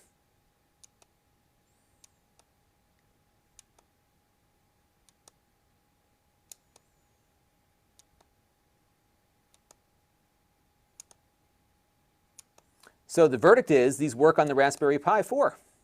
How about that? Oh, and yes. Do you want to, let's see. Do you want to use the, no. Uh-oh. I could probably set that up again. Let's go back to the menu here. Scraper other settings, configure input. All right, let's try this again. Up, down, left, right, start, select, A, B, and then we'll just hold the button down here and go through. I missed that last button for the thing. So I guess there's no way to like quickly go through this without having to hold the button for a second. I might be wrong, but you can let me know.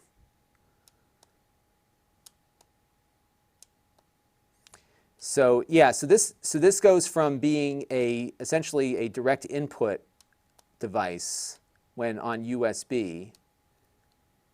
There we go. Okay. So this goes from being a direct input device on USB to being, I'm going to back out, there we go, to being a direct, so it's X input when it's plugged in on USB, and then it becomes a direct input device when it's plugged in with the wireless. So if your device supports X input and you can map the controls like we're doing here, we should be in good shape. So let's look at Bonk 2. Little variation, right? Little variety.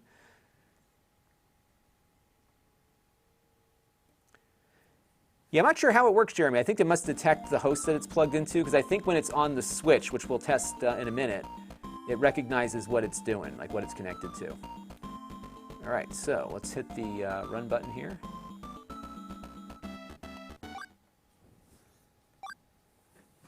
I have no idea what I'm reading here. I have to get, I must have not gotten the US. All right, so this will be a good way to test the turbo buttons, right? So see now he's just bonking.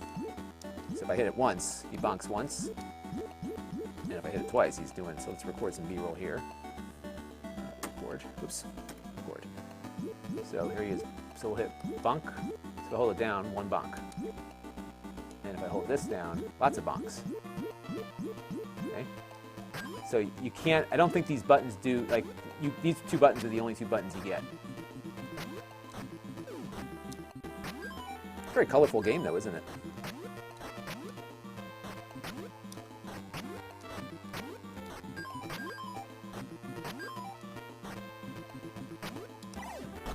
Ooh. Surprising his head holds up. But good. That's all I wanted to know. Does it work with the Raspberry Pi? The answer is yes. Yes, it does. Done. How about that? Okay, so now we're going to add, and then we're going to say 301 Pi wireless with, okay, so 301 Pi wireless. And I'm going to keep some notes now also because I need to start putting my stuff together. And the good thing here is that that worked. So that was worth the effort because it really would have been anticlimactic to go through this whole process of constructing a case, figuring out the voltage, the right voltage for the pins and all the other stuff for the fan. Like imagine going through all of that and then having it not work. That would not be fun. That would make this not fun. But it does work, and you can play your Turbografx games. And this is what's cool about the 8Bitdo controllers is that they've now got like enough of these things so that you can have that replication or that interpretive controller design. And it works in many cases because you get a controller that's, I'm not selling this, okay? I really do like these controllers a lot. But if you're into retro gaming, you know, it's hard to play like a Super Mario Brothers on a Xbox controller, right? You want that feel, like the way it felt when you had it. So if you're going to play the Turbografx games, it doesn't feel identical to the Turbo controller, but the button positioning is in the right spot and things are configured that way. So that's cool. The only thing is I don't think you can control the turbo speed on there. All right, so give me 1 second, folks. I just need to put some notes down into here. So 8Bitdo, these are the PC Engine TG16 controllers. People are gonna be excited about this. I'm surprised they don't sell this. Like, why wouldn't you say that it works with the PC Engine? Like that, with the, not with the PC Engine, but with the Pi, right? I mean, that's what people buy these for. It totally works with RetroPie. You know what we'll do now is we'll get my MiSTer out. We'll hook the MiSTer up and see if it works with the MiSTer. We'll repeat the same process. All right, so notes. Raspberry Pi, yes, both wired and wireless. And then direct wired, max input, D input, wireless, D input. Okay. And this is with RetroPie, but I think if you're playing retro games, you're on the Raspberry Pi, you're using that. And really, even in direct input, if the buttons show up, if it recognizes a direct input device and you can map controls, it's going to work. It's a matter of just getting the right mapping in, right? So that's the scoop there. All right. So there we go. Okay, so let's get this sucker shut down here. I'm excited now. I'm going to start playing around with this a bit more. Because I did want to look at like the Nintendo 64 and some of the games that are more demanding on the old Raspberry Pi to see how it all works. And we will shut down system. And then we'll bring in the MiSTer. I love the MiSTer. And again, we'll just run the Turbo games on the MiSTer. Because you're not going to have enough buttons here to play a lot of other games. And that's, you know, that's one of the things. See how it goes. All right, so what's Dude Decent's having a hard time getting his Mocha working. See, it's hard to say. I don't know what's like. You got to tell me what's not working. That's what you got to tell us because it's hard to know. Like, is it they're not seeing each other? The biggest issue I found with Mocha devices is that if you've got bad wiring or the wrong kind of splitters, it's not going to work. And that And usually the splitters are almost always the culprit with this stuff. And that's just from my experience with these things. Like those splitters just have to be Mocha compatible. And if you've got a bad one anywhere that's filtering out those frequency bands, then it ain't working.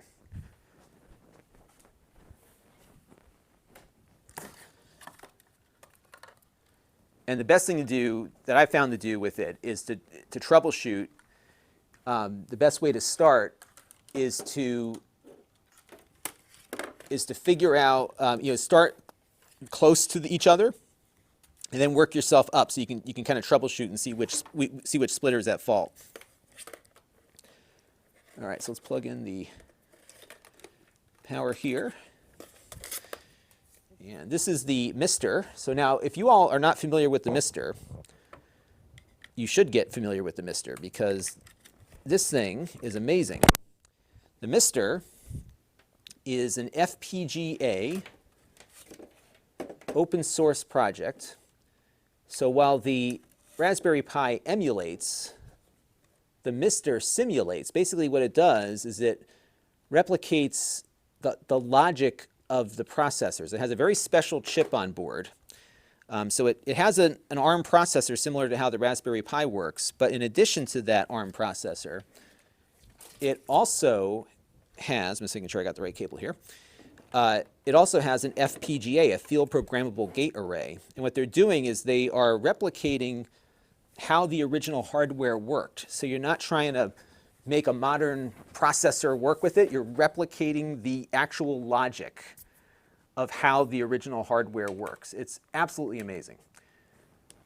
And I plugged the wrong connector in here. That's the mouse. We need the keyboard.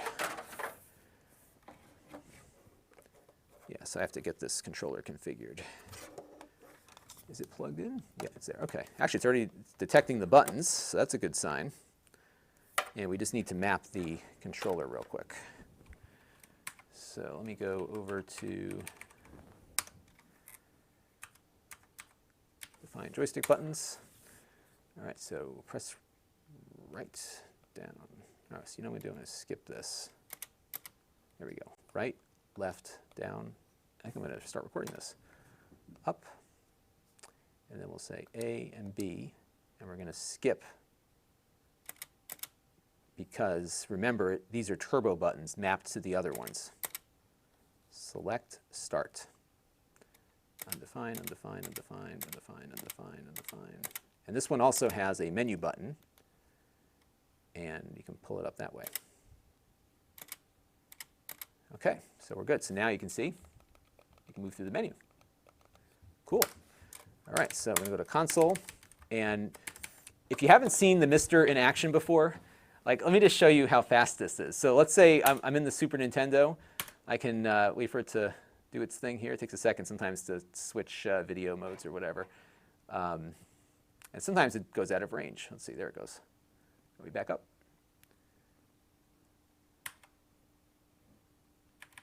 See, now it's making me look bad. Sometimes it screws up, like now. Let's see. Let me reboot it. Every once in a while, it doesn't. There, oh, there it goes. Okay, we're back. So let me try this again.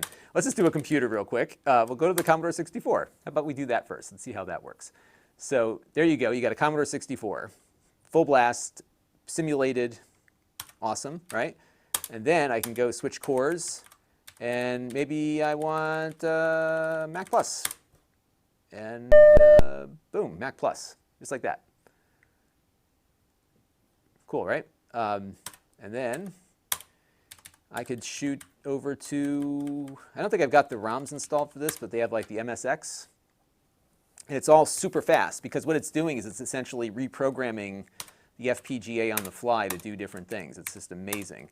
They have arcade games in here now. I got to get my CPS1 stuff updated, but they've got Street Fighter 2 on here. I mean, just everything is amazing. So we do have a Turbografx 16 core. They're doing a lot of work on this core right now, because they're trying to bring it up to, to a new level of accuracy.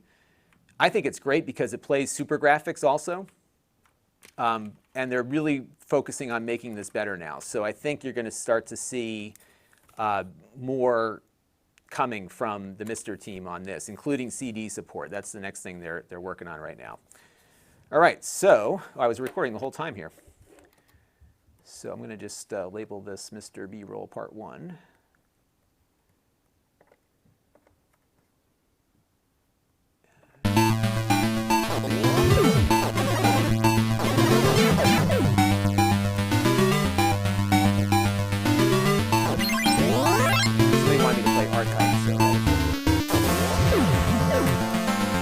So we're going to hit the start button. Let's just make sure it works. That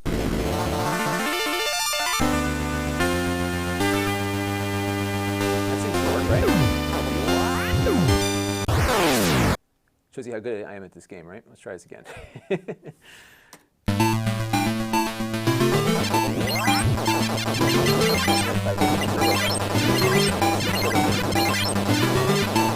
Turbo button actually works great in this game. Let us hold down the main button here to get that start shot, which is useful, but I could also just hold down the turbo button, get that going. So there you go.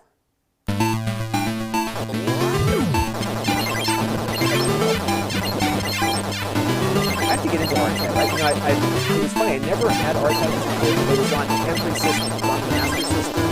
And I think the master system version is better than the Nintendo version. This console is so good. The core on the sports with Turbografx, well, right now it's not open. One thing you'll notice right out of the gate is input lag is so much better. I've got the high USB headset. All right, so there you go. So that is with the controller plugged in. So let me just add that to my B-roll log here. And so what we're doing right now is we're shooting B-roll. So you're going to say, when the video posts, you'd be like, hey, I was there when he shot that footage. So this is 303 MiSTer wired. Okay, so now we're going to disconnect this, and we're going to disconnect that. And we are going to plug in the wireless dongle now. And let's get the controller paired up. And now let's see if this works. I have a feeling it may not work now, but let's try it. And we'll go to define joystick buttons. Oh, maybe it will. Right? Okay, it's working. Left, down, up, A, B, skip, skip, skip, skip, select, start. Skip, skip, skip, skip, skip, skip, skip, menu. And skip, skip, skip, skip. Okay. Now, what's cool about MiSTer is that I'm guessing RetroPie works the same way. Now that this controller ID is in the system, every time I plug this in, it will recognize it. I don't have to go do that again. So that is it. And we'll figure it out. Okay. And it sounds like this was a little too loud. I'm sorry, I didn't hear the volume there. Okay. Sorry, everybody, I didn't have the audio going here, so I'll turn the volume down on it. I didn't hear that.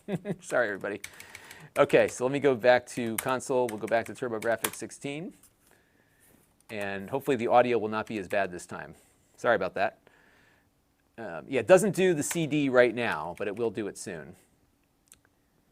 And yeah, this game, all right, so let me pull up the next one here because this one was funny.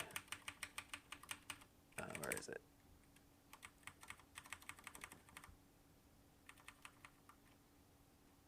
Oh, what was it called?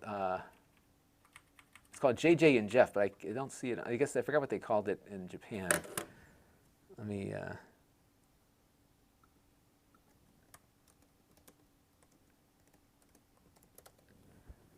what was it called in Japan? is Kato-chan and Kato-chan. Okay. There we go. So, okay. So hopefully this is not as loud. Is that better?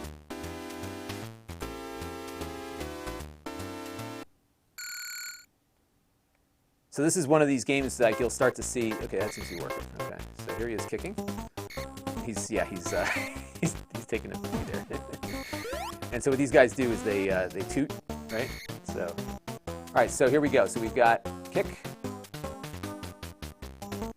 and turbo kick, one kick, turbo kick. So let's record that real quick. One kick, turbo kick, jump,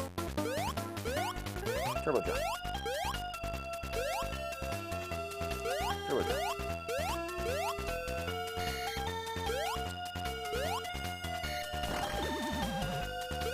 And you get hit with poop. Poop comes out of everything in this game. That's it. All right, so it works with the MiSTer. So let's make a note on that. MiSTer, yes, both. Okay. I think that was a big chunk of what I wanted to accomplish today, actually. Okay.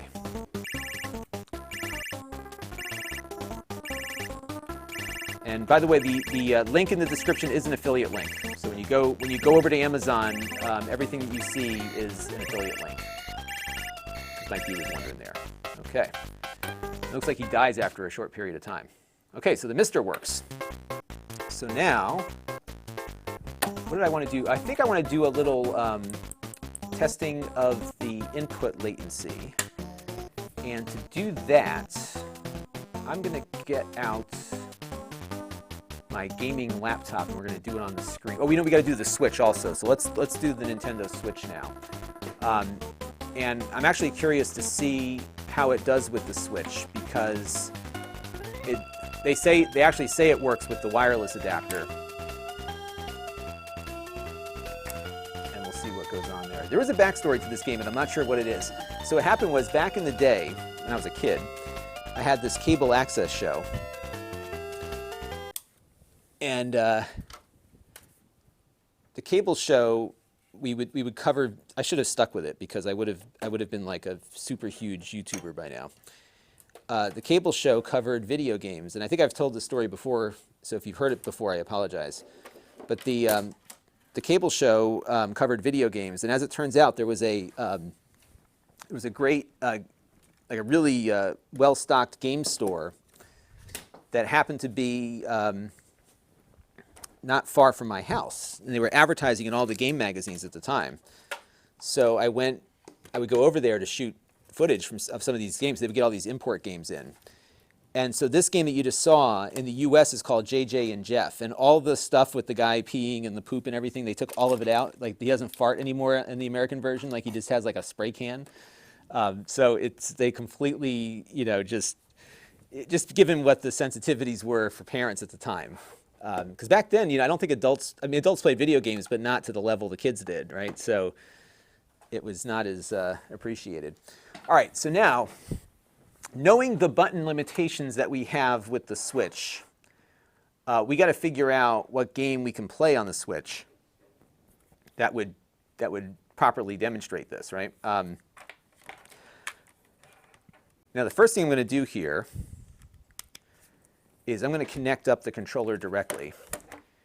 And if you're curious as to what I am using for the controller on this, or for the dock, this is actually the guts of a Switch dock. And I wanted to get a dock that was more portable, but I didn't want to get one of these third-party docks because I was so concerned about, like what would that do to my Switch? So this is all Nintendo hardware inside of this thing. I did a video on this a while ago. All right, so by the way, directly connected, no problem. It shows up right away. Shows up as a Pro controller. How about that? So let's go into that. They have a button tester. So let's take a look at the button tester real quick. And I apologize for the audio problems earlier, folks. Test input devices. Test controller buttons. All right, so let's see what we get here. So we're going to start the record here. So the 2 is B, so it's that button. And then the A is A, that's it. And then this is turbo of those 2 buttons, just as before. And it looks like the D-pad isn't showing up at all. I don't know if it does usually, right? It's just the buttons that do. So there you go. Okay, so let me save that. And actually, what would be a good test here would be one of the NES games on the Switch store. So let's take a look at that. They've been having these sales on the eShop, so I've been just accumulating games that I never play, just like on Steam. And I'm digging I have the whatchamacallit, the Game Pass on my Xbox. Now, why is it doing that? It shouldn't check. Oh, update. All right, let's download the update. Of course there's an update.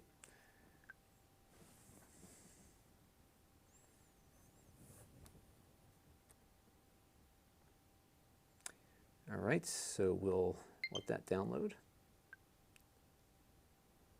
Okay, so the DE10 Nano, if you go into that Amazon link on the product carousel at the bottom, I'll pull it up right now. You'll see the DE10 Nano if you scroll through that Amazon carousel. And I've got it like highlighted right now so you can check it out. And let's load up, let's see. Just want to see if there's like a game that we have on both. Did R-Type get over here? I don't think it did. Yeah, we'll just load up Gradius. All right, so now let's take a look and see how this looks here. And I don't think I logged that last clip. So let me go and edit. And this is 304 switch button testing wired. Okay. Because the good news is this seems to work wired, and I'm wondering now what happens when we plug in the wireless dongle in a second. But let me just log that clip. Okay, so we're going to hit start here, and I'll do some B-roll capture.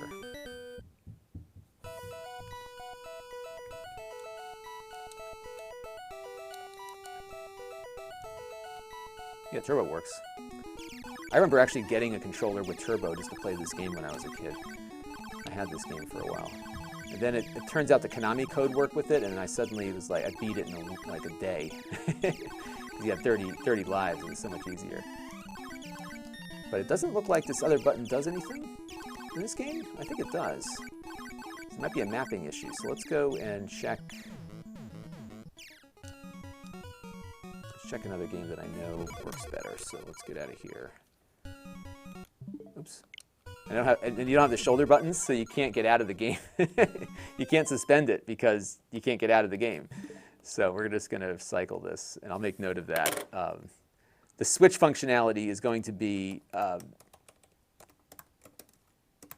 very limited.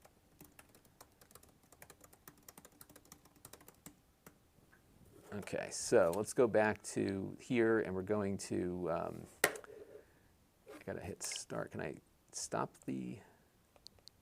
No, I'm gonna have to go back out of there. Hang on a second. Let me switch to handheld here and just kill the game and go back into it. Actually, I can just go back in this way, and we'll go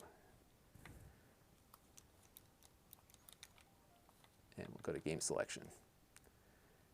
And then what I'll do is, what's a game where both? I guess most of these, like you can just jump in with both buttons actually working. I guess Mario Brothers will know if I can't run fast. All right, so now we'll put this back on. Okay. So let's try this out real quick.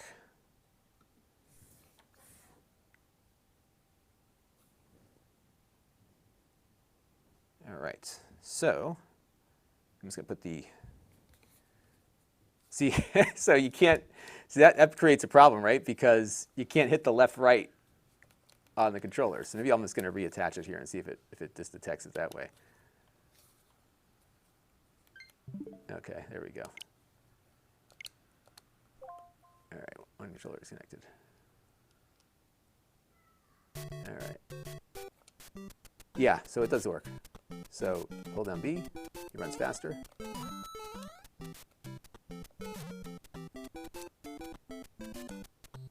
Yeah, I'm going to demo that so I can do a little B-roll here. So we'll say, let me get to a better spot. By the way, this new system I built is working great. Like we are still at like 5% overall utilization on this computer. All right, so here's the walking, and then I can walk and then run and then jump. So if you wanted to be sacrilegious and play Super Mario Brothers with a Turbografx controller, or a Turbografx inspired controller, wired at least, seems to work. Good stuff. I wonder if it must like have some like firmware on there that kind of recognizes what it's plugged into. All right, cool. All right, so we're good there. So now we're going to try out what happens when you plug in the wireless dongle. So let's unplug it here. And now, give me 1 second, I just got to finish up the B-roll logging here. So we're going to be 305, switch, gaming, wired. Okay. And I'm going to make a note on the switch that you're missing a lot of buttons.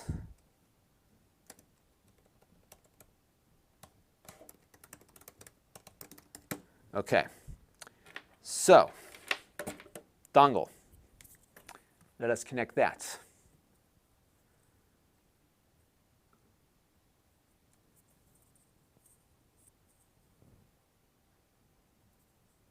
And then there's some discussion about the MiSTer. Yeah, the MiSTer is kind of like one of these things. You can get started. I did a video recently about what you can do with just the DE10 Nano board by itself, and there's a lot that you can do with it. So you can start off with just the board and then add on your parts later. It's hard to get the parts all the time, so you've got to really just be prepared for that. Okay, so now we have it wireless. And I think it's working. Let me get these guys out of the way here. All right, there we go. So the B's working. Let me record a little more B-roll here. So wireless. It's working. No problem on the switch. You know what kills me though about the Switch eShop, this stuff is that I don't like playing these games on my OLED because it doesn't get rid of this stuff. I can't find a way to get rid of all this stuff, and I don't like having like persistent images on the screen for all that long. So that's been a point of contention of mine. All right, so we're gonna say this is 306. 306 switch. Gaming wireless. So folks, from a compatibility standpoint, and I did the PC earlier. I'm going to probably do the PC stuff when I do the full review because I'll be talking about it and I want to be able to show that. On the PC, wired X input, wireless direct input. And I'll show the button mappings and stuff. It shows up as that on direct input as the hat control. So that's what it shows up as. So we got a funny question here. Actually, a very good question from Fuert Knight about the controllers. So what I have been doing, so I do keep a lot of controllers around, especially the 8Bitdo ones, because again, the thing that I love about the 8Bitdo controllers is that they are so well suited for, and I'm going to show you one other little thing we're going to do real quick here. They are so well suited for playing the games that they were designed to play. And if you have a MiSTer in particular, they're great to have. So let's say you wanted to play some Sega Genesis games. They've got that M30, which is the Mega Drive controller, and you've got the buttons laid out in the right order. And And so I didn't want to get rid of that controller because it's so good for that. And then the other thing that I like about these is that their input latency on them is really minimal.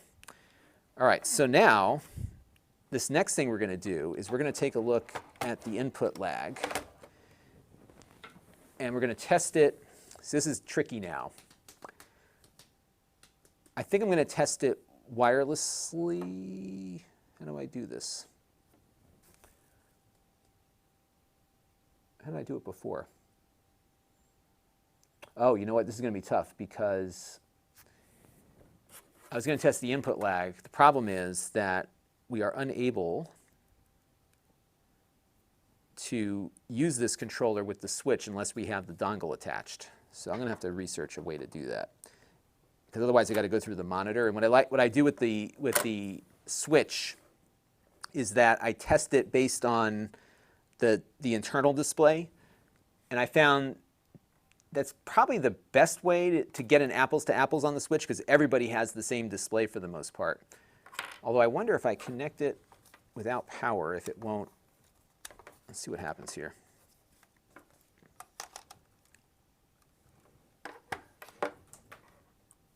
Let's see if it works with, if it does it like this, then I could totally do it. But I don't think it's going to power on. Yeah, it's not coming on. All right, so let's put power into this and see if maybe if the video's not attached, if it keeps the screen on. Remember, this dock that I've got here is an official Nintendo dock, essentially, so it's probably going to kill the display. Oh, yeah, it did do that. Okay, so I'm going to have to find another. I'm guessing like a regular USB-C hub might work. We'll have to try that later. All right, we'll come back to that. I got to figure that out. All right, so now we're going to hook this up to the PC, and we're going to do more on the PC in the full review. But now what I just want to do is capture some footage on my phone of the input lag, and I'll show you what that looks like when we get it all put together there. Now to do that, so I like to run these tests on super fast displays. So this laptop has 144 hertz display, on it, so that's going to be more than adequate. And we're going to test both the wireless and the wired performance. And my expectation on this is that it should come in pretty much where I see all the other ones come in. So let me just move the switch out of the way for a second here. Okay, and I'm going to connect, I'm not going to connect that up yet. Okay, we're just going to have it as bare bones as possible. This laptop has been wonderful.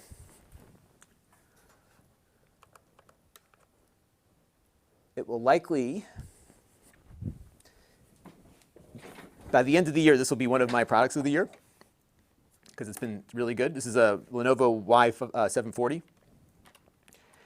and it's been just rock solid. I mean, it's got the 2080 GPU, and I should have done more research before I bought it because it's not as fast, of course, as the desktop 2080 is going to be, but it's been good. All right, so we're going to do a direct wired connection, and I'll show you exactly what happens here. So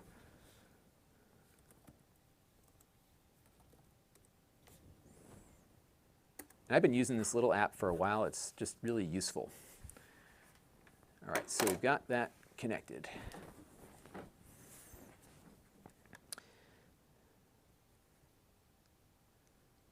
Okay.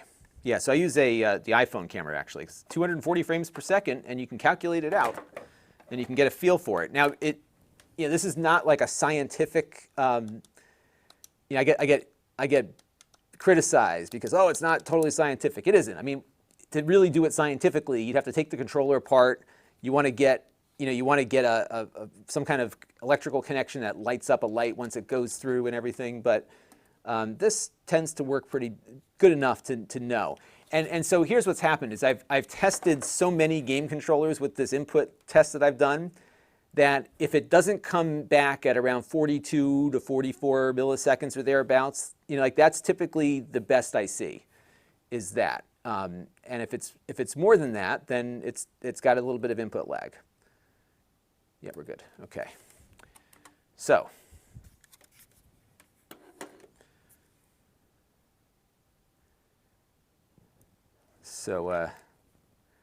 Fort says, but by next year, that play button in the background will turn from silver to gold. I would love for that to happen. I think I got a long way to go. It took me quite a while to get the one that I have there. But I'm good. I'm on my way to 300,000, so I'm happy with that. And I'm doing pretty well on Amazon, so you know I'm happy with the way things are going. And I can earn a living doing what I do, which is even better. So that's been great. So we got a little. You know what I'm going to do? I'm going to kill my overhead lights real quick. And I should not have them on at all in the first place. Okay.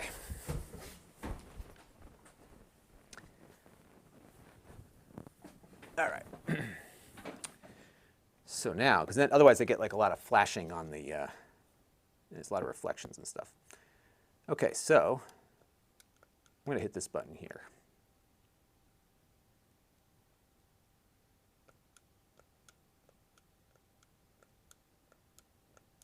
That's all I do. And then what we're going to do, let me get my Mac going here with the, so I have some cool software here. I can just get the Mac. So I use the Mac just because it uses QuickTime. And QuickTime lets you step frame by frame through the video. So that's usually a good way to go. And I just have to wait for it to sync up with my iCloud account because otherwise I got to plug it in with the USB, a whole long story. So all right, let me get that going real quick. Right, so now, yeah, so this app, by the way, is called Game Controller Tester. It is free, and it just lights up a button here to show you what's going on. However, it only works with a controller in X input mode. So testing the other mode, we're going to have to come up with some other means of doing that. So I think what I'm going to do, actually, is for the other test, I'm going to go get that new gaming monitor we just looked at. I'm going to plug the MiSTer into that, and then we're going to run an NES controller test on it. And I think that'll probably be sufficient.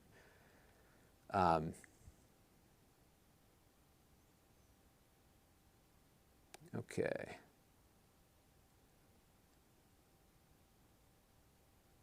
BB Garden says, could you go frame by frame on VLC? Yeah, you probably could do it on VLC too. All right. Lawn Dog is here. Welcome. And I got to re-download my screencasting thing, so let me go grab that real quick. So vMix, desktop capture. Give me 1 second on that, and we'll get the Mac screen delivered. So yeah, I've been very happy with my system here. It's been working really well, my new production machine. It's actually quieter than the TriCaster. It's sitting right where the TriCaster was, and it's actually a lot quieter, so that's been really good. I have not found a single thing that I miss on the TriCaster that vMix doesn't have. And if you want to see what I'm looking at here, let me give you my my desktop. I can show you what it looks like. Here, I'll show you. So this is what I'm looking at right now. Pretty cool, right? And then I could shoot this out over NDI or do whatever, and you can switch between.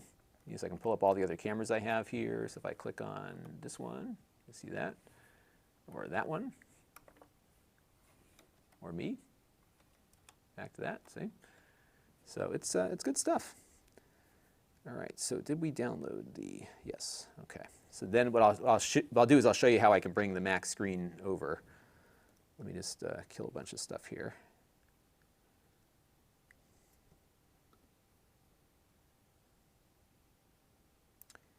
And so now, right now, my Mac is loading up this this app, and it uses, so vMix wrote their own NDI screen capture app that actually works better than the NewTek one does. And let me just kill Chrome here. And Wi-Fi perf, I got a lot of stuff loaded on here. Okay, so now, if I want to add that Mac to the mix, I can go over to NDI desktop capture, and then what's nice on they're window captures. I can grab any one of the images. So I can grab any app. So I can just have one app show, or I can grab the whole display. So I can show the whole display here. And then if I switch to that, here, let me go to something visually interesting. So I can just, and this is going over Wi-Fi right now, so it might be a little jumpy.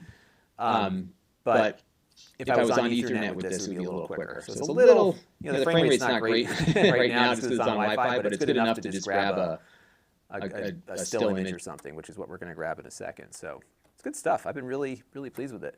And the big thing to look for at the bottom of the screen on this, I don't know if you can see it, but you want to keep an eye on your CPU usage. So if you look right at the very, very bottom, like right above the Start menu, there's a percentage chart. So right now it's running at 30 frames per second. The render time is about 7 to 8 milliseconds, depending on what's going on.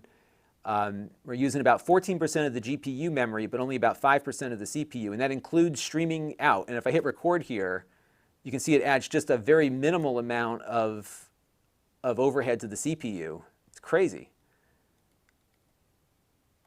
It's just like you could throw a lot at this thing. And I was doing some testing earlier with 4K. That was working fine too. So it's been really, I'm so happy with it. And it's an i9 9900K. And then the GPU is the 1080 I pulled out of my gaming PC. So I found the new life for that old GPU. So that was great.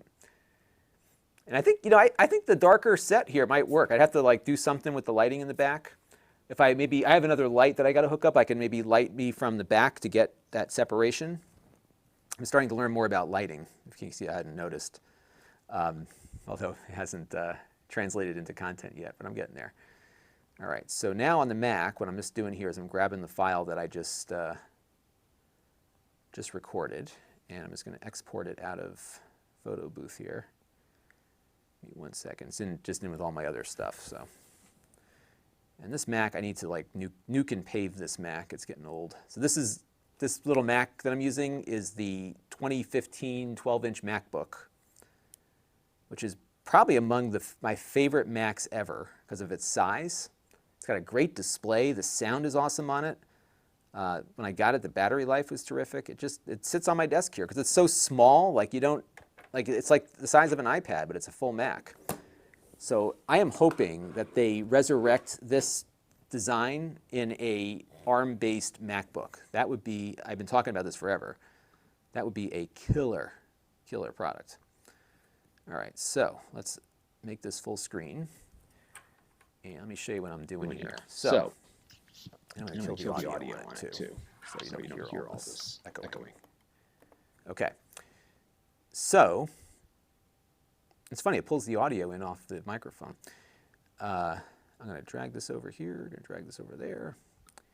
And what we want to look for here is right when I push the button. And this will surprise you because you'll see here as my finger goes down. Let me step through it here. All right, so here we go. Boom. So I start counting right about there. That's right where it actuates. 1, 2, 3, 4, 5, 6, 7, 8, 9, 10, 11, 12. Yeah, right around 12. So that's about where any good controller will come in right there. I have a spreadsheet that I'll show you in a second. And you'll see that light up there, right? Let's just do one more run here and just make sure that it's pretty consistent. And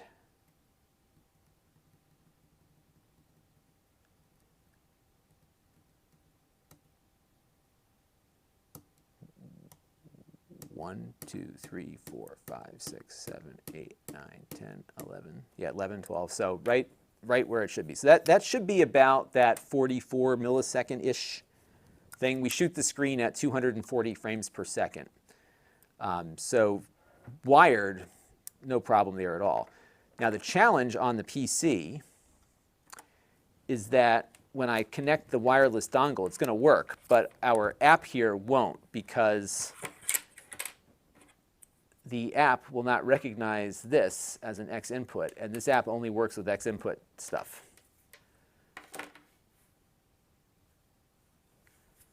So you'll see here like it's connected, and the controllers here has synced up, but it won't work as on this particular thing. So what I'll do is go into the control panel, and there is a hardware and sound. There is a game controller. This is like an old feature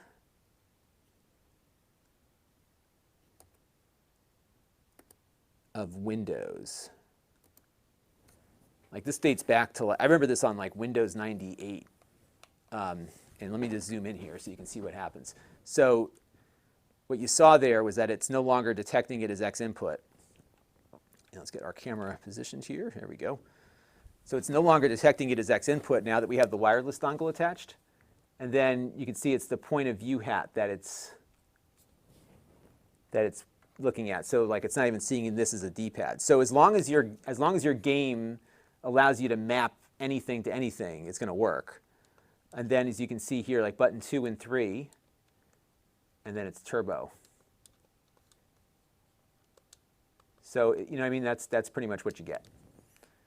So I just got to figure out, I'll probably use the MiSTer later and just do a quick screen capture. But I would suspect that typically with these 8Bitdo controllers, actually I got time. Let's hook up the monitor with the MiSTer and we'll double check.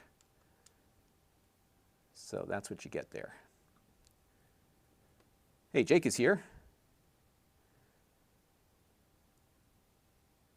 Yeah, so it's X input when it's wired, but not X input when you're using the dongle. And I'm guessing the reason that is what's like why it's doing that is because the dongle has to work with the Turbografx Mini, which doesn't support X input. It probably only supports direct input. And they likely mapped the D-pad on, so it's got to be compatible with that. And they likely mapped the D-pad to the point of view hat, right? So that's how it does what it does.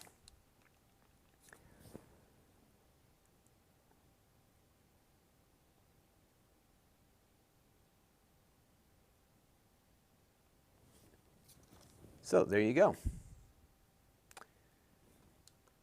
All right, so next up. So Ford says he didn't know that I covered Mac stuff. Oh yeah, I do a bunch of Mac stuff. In fact, I just reviewed the iPad, well I guess it's not a Mac, I reviewed the iPad keyboard that just came out. All right, so one last thing, we're gonna get the other monitor that I have out. Again, I wanna have a super fast monitor that I know is super fast. And we know, actually let me shut this down. We know that AOC monitor I just got is super fast. So we're gonna grab that AOC monitor and then come back over with that. So let's go zoom the camera out. All right, so now I'm gonna move this out of the way. And that laptop you just saw, by the way, was running the channel for the last week. 2 weeks. Did the whole thing. All right, so we got the monitor.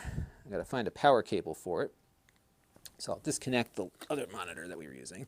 So that Lenovo monitor I have is usually good for display purposes because it's nice and compact, but it's not very fast on input lag. So you gotta get the right combination of tools for the job, as they say.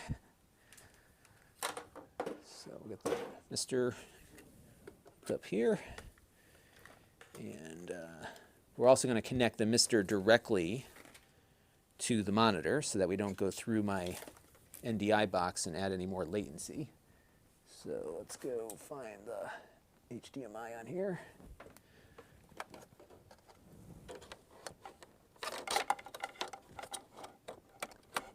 And then the good news is when I finish all this, we'll have enough that I can shoot the video tomorrow morning. But you can see what goes into making a review, because like you got to think about, so when I used to review stuff, I'd play a game and say, oh, it works great, you know? And then you'll hear from viewers who say, well, what about this or what about that? And that's the stuff that you got to cover. So over the years, as people would comment on things, I would say, oh, okay, what about that? And then if the company makes a claim and says it works with this, well, you need to test it with that to make sure that it's functional. All right, so I just need to find my monitor's power cable. This might be it here. Or this might be it here. There's one that's sitting out here. There, just one. I'm going to grab that one. Okay. All right, so now I just need to find a plug that I can use. And what's this thing going to? Well, I can unplug this. Okay, unplug that. And unplug this. And we'll plug this in. Yeah, my electric bill is nuts at this house. And there's like 1,200 things that I have to remember to turn off every night, and you never get it. You never get it all. So I always come back down in the morning and something's on. Sometimes you get hints at it because you'll know that. Hang on, everybody. Okay. Whew. Okay, MiSTer is coming up. There we go. And I've got like a good little NES tester that I can use. I'm just waiting to see if the controller comes back on here. Huh.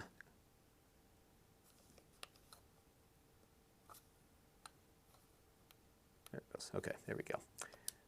Oops, hit the wrong button. Hang on a second, folks. Now, what's cool is that,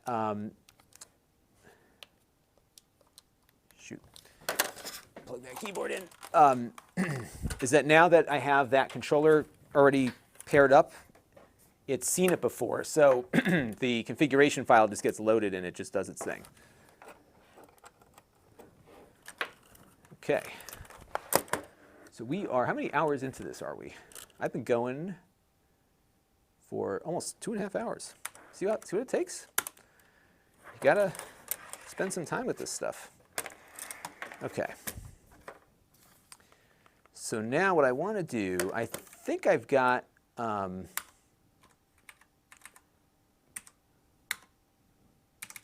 have like this really neat little NES tester thing, but I don't know if it is on here or not. So let's double check and see.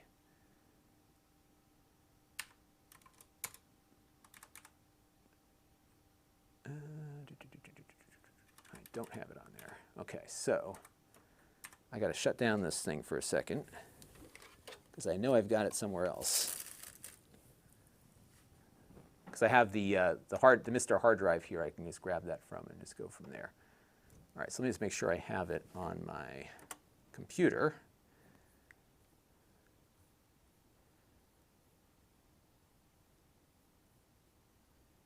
And David, yes, so this is so we're running the channel right now on the new system, and it's been working great.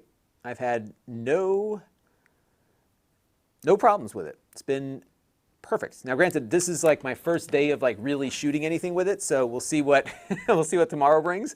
But it's been fine. In fact, I've been loading up all these different. I've got a bunch of stuff going into it right now, and I can really load this thing up.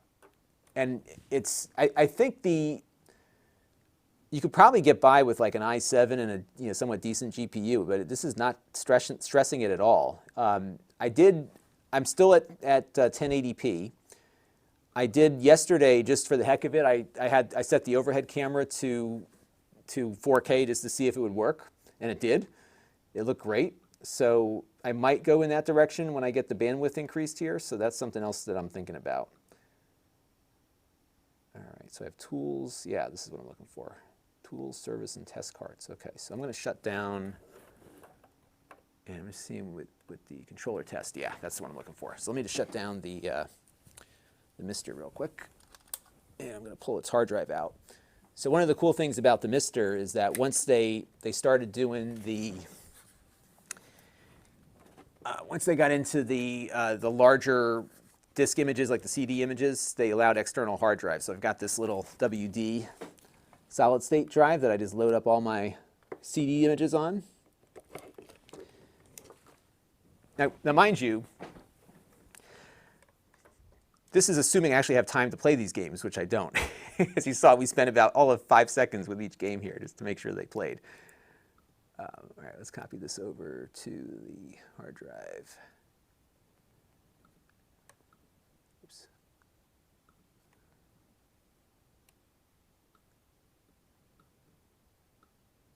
All right, give me 1 second. I'm just copying some files over. So I have, yeah, I'll show you what this looks like. So I have on here, I have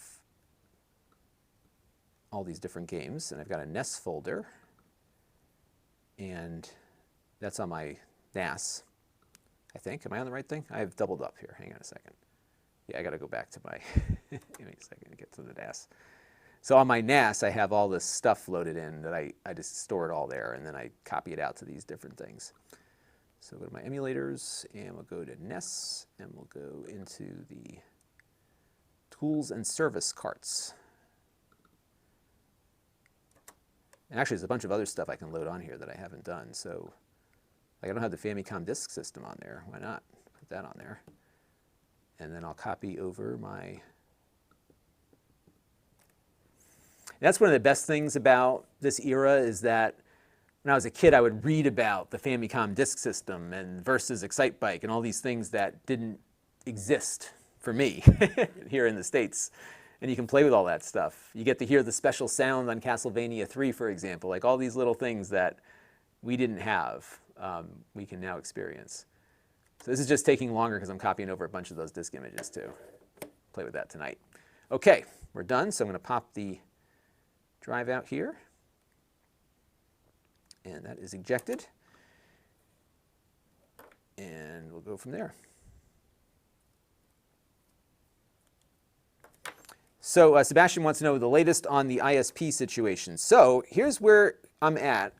It looks like Comcast is going to do it. That's what they said. So I'm more than happy to do that. So we'll see what happens. And it's believe it or not, it's going to be more bandwidth than I need. So I've got to figure out like how to. Because remember, it's a 2 gig symmetrical connection. So I have to figure out how I'm going to make use of that 2 gigabits on my network. But I'm not complaining about that. So I just have to, again, I got to just do some network changes. I have a couple computers down here that can connect at 10 gig. And maybe I think I can actually get my iMac with a USB adapter to 2.5 gig, which will be fine. So I may have to buy another switch. But I think they put in this like massive, they put in like super heavy duty stuff. So I'm going to get this fancy switch, and it's going to be crazy. And it's just a matter of now getting the construction done. And I did tell them, because they were saying, if you can get a few other people hooked up along the way, it might help. So I'm going to try to help them find a few other people, along the way here.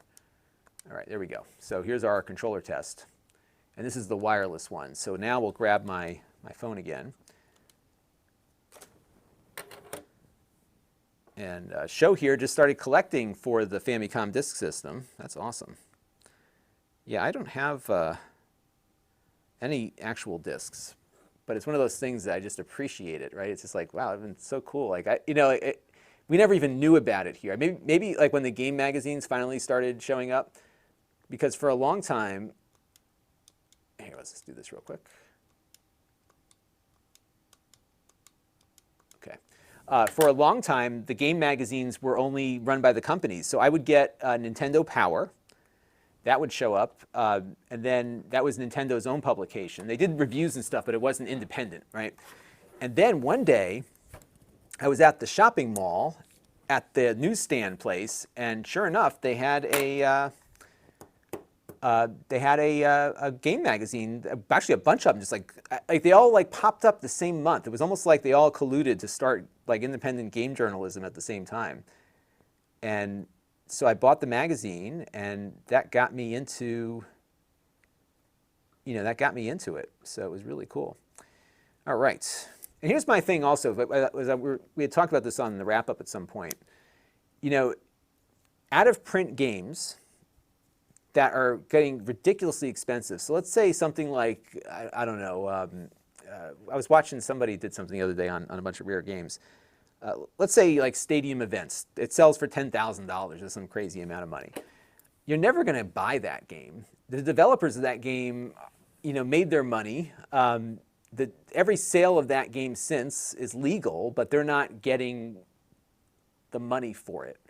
And so what I've essentially done with my purchases, especially the games that I play a lot, is that if there's a game available now, so for example, Mega Man 2, I'm starting to play through it just for the heck of it.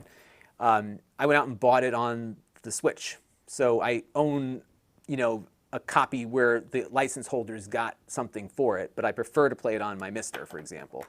In the case of the Sega Genesis titles now, if you get the collection on Steam, you'll get the ROMs actually as part of that deal. So that's a really good way to get a legal ROM. You can pull them right out of that thing.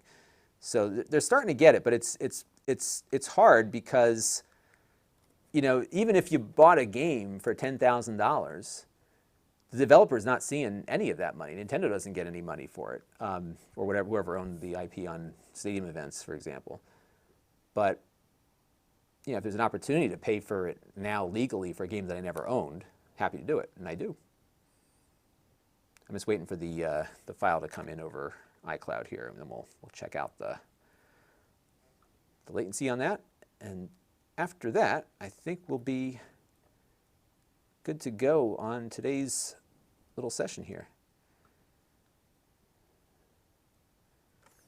So Kagon he's just messing with me. Well, it's funny. It's a valid discussion to have because you've got demand now for a lot of these classic games, and some of them, based on the licenses kind of getting diluted out, like nobody knows who owns this stuff, and it's hard, right? And a lot of this is art. It's real art, and you could go and look at the Mona Lisa on the internet, right? So there you go. Sebastian pre-ordered the Analog NT Mini and the N8 Pro. You're going to love that combo. Yeah, I'll tell you what. It's funny. I use the NT Mini quite a bit with the flash cart because the save states work on that, and you don't get save states on the MiSTer, and the NT Mini on its own doesn't do save states either. So you pick up some functionality there. The other thing that I did, so I did this stream with Smoke Monster the other night. If you haven't seen it, you should check it out. It was a lot of fun.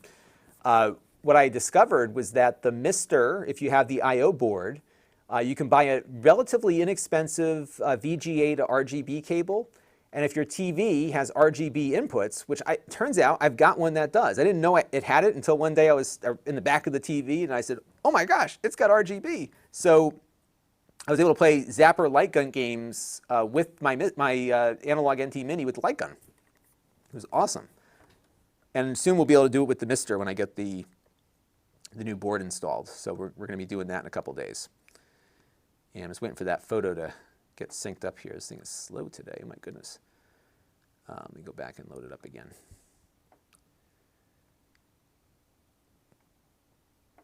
And Show is right. I mean, there's a legacy of abandoned IPs that exactly. And I think I don't know how you preserve that, I mean, could you imagine if, like, back in the Renaissance period, all these artists had, like, these copyright laws? These things, would they be preserved at this point? I don't know, And granted, copyright has an expiration date, so I think I forgot the exact number of years, but there was a big block of content from the 20s that just got released to the public domain, because you don't have ownership of it forever. It does expire after a length of time, which I think is tied to the death of the creator plus a number of years or something. So it's not an indefinite ownership. And Disney's been concerned about that because at some point the original Mickey Mouse is going to hit that spot. But it doesn't mean, so like if that's like the Steamboat Willie Mickey Mouse. So if you look at more modern interpretations of Mickey Mouse, every little change they make is a new IP essentially. So you can't go out and use the new Mickey or even the Mickey from the 70s. Mickey is not the same Mickey, but they're still very eager to protect their IP because that's a huge, that's their company. That's the image of their company next to the signature. All right, it looks like the file is finally over here, so let's let that download real quick.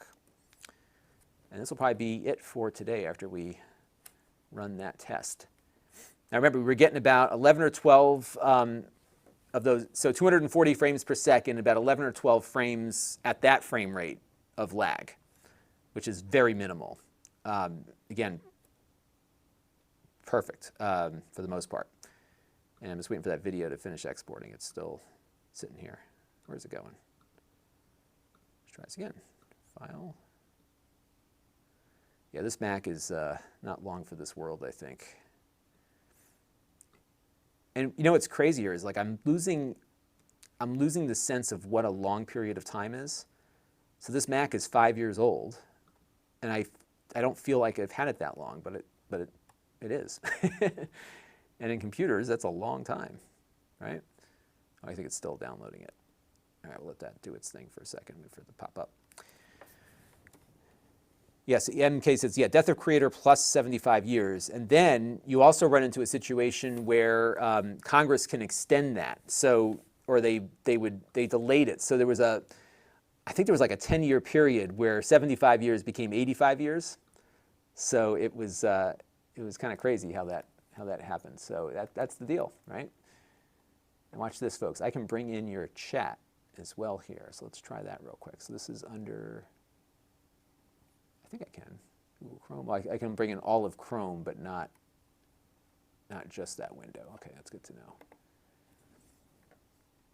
Middleman used his last laptop for 10 years. Actually, the laptop that Jake uses, he may not be happy about this laptop because I think it's starting to get old itself.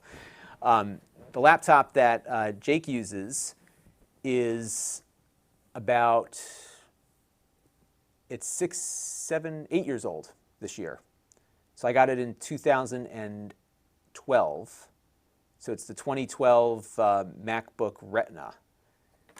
And that thing is just a tank. Now the keyboard is messed up on it. Like the A, S, and D keys don't work. But otherwise it works fine. And that computer is pretty much the first laptop that worked on this channel. That was the one that, that was the channel's laptop. That's how I started the channel. That thing was like so I'm never going to get rid of it. I think I'll like immortalize it because that was kind of like the first truck we had, you know what I mean? But it's still working and he's still using it. So he does a lot of editing on that. I send him edits and he's working on that.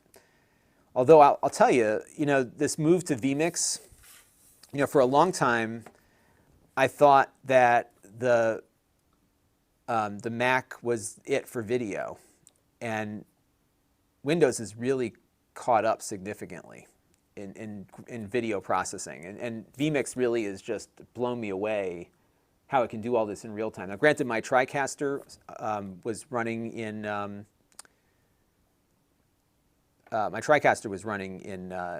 on Windows also, but it was using custom hardware for some of the processing.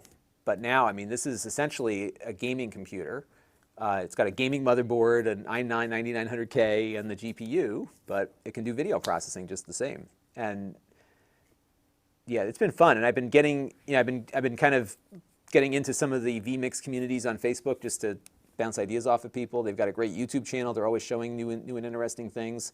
They have a great way to bring in callers. So we've done interviews. We've done about 2 interviews over the last month. We had the guys with the COVID antibody tests, and we also had we brought in the guy last week from GoNetspeed, the ISP provider, and it works great. So I'm really pleased with that. Jared Armbuster talks about games like Buffy the Vampire Slayer when you've got 2 people that have competing rights. Star Wars is going through that also, right? Only EA can make the games. So that's an issue for sure. What's going on with this thing? It's not exporting. You know what I'm going to do? Just cancel all these exports and see if it'll. It's like completely frozen now. And I can't just airdrop it from the phone because it processes the video and then it reduces the actual frame rate. So it does like a slow motion video. It doesn't give me the actual file. So you have to, you've got to either plug it into the computer and pull it off over image capture, or you have to wait for it to sync with iCloud. And it has synced up with iCloud, but I can't get at it at the moment. Let me go and grab it off the other Mac real quick. I'll be right back. And that will do it. And Jake says that he's using that computer right now, so he's on there. All right, let me grab the other Mac here.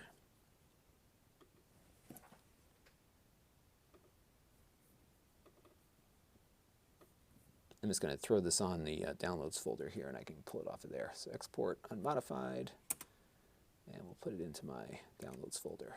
Okay.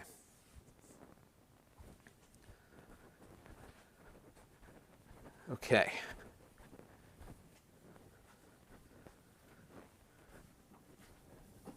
All right. So now I'm just going to kill photos here, and we'll go run off the other thing. And then after this, I will have my notes put together, and I'll probably close out the stream. This has been a good, yeah, about 3 hours. That's about how long it takes. I mean, it really, you know, it depends. It's challenging now with these controllers because you got to test them on everything, right? And so, you know, there'd be less to demonstrate. So here's the thing is that because they didn't say that it worked with the Pi, you got to test it now to see if it does. If they said it worked with it, then we can assume that it works with it, right? But it doesn't say that it does. It actually, it's funny that they didn't say that it does because there's a lot of value here. If you've got RetroPie and you want to play those old games, boom, you got your Turbografx controller now, and it feels like one. And I think the tangible nature of video gaming is a big part of it. You know, if you're playing an old game on a modern Xbox controller, as I mentioned before, it's not the same, right? You got to have that feel. And these feel different, but they don't feel they feel close to, you know what I mean? Like again, the buttons are in the right places. And I think I might mention that in the review, that it doesn't have to be a mirrored image. For a while, they were making like these mirror images of the original controllers, and they did a great job at that. But I'm kind of glad they're doing some interpretation now and making things a little more unique. So like the buttons are in the right place, but the controllers feel more comfortable. Like they're just a little bit different. And I think that's kind of cool.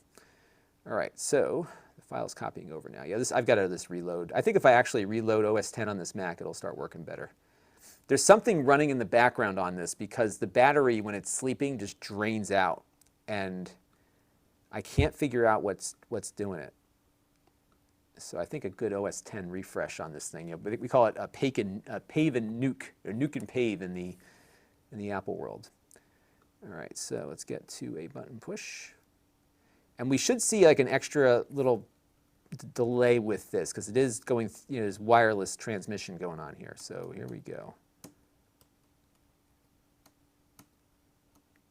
So we're going to do it right about here. So right about 1, 2, 3, 4, 5, 6, 7, 8, 9, 10, 11, 12, 13, 14, 15, 16, 17, 17. Interesting.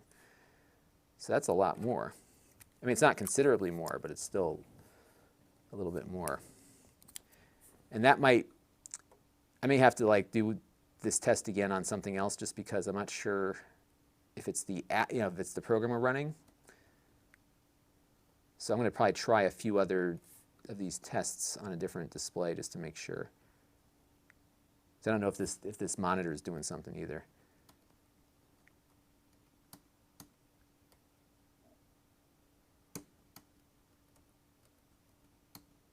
One, 2, 3, 4, 5, 6, 7, 8, 9, 10, 11, 12, 13, 14, 15, 16, 17, 18, 19, 20, 21. Huh. Didn't feel that way, did it? Right? See, this is what I mean. This is why these tests are always eye-opening. But there's definitely some latency going on there, so we're going to have to do a little bit more investigation into this.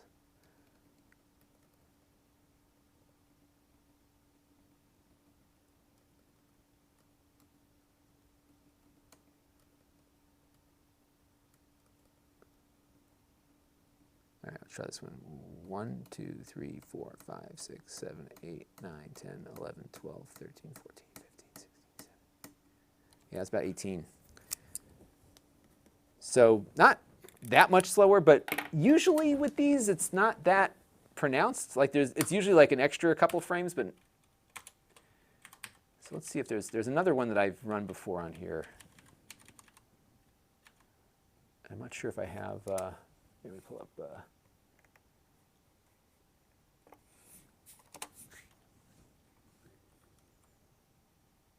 And I'm directly connected to the display too, so I just wonder if I have a setting on here that, let me just double check something real quick.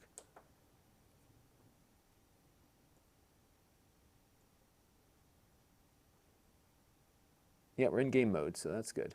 Yeah, and this monitor had no, like there was nothing wrong with, like as far as, this monitor was not introducing any lag that I could see.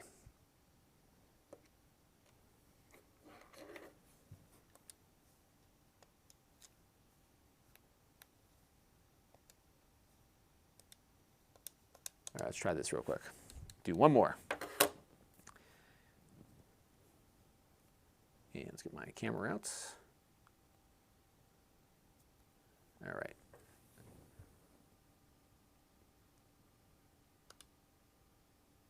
And it could have been just like that test could have been introducing a few extra lag frames, and that could have been it.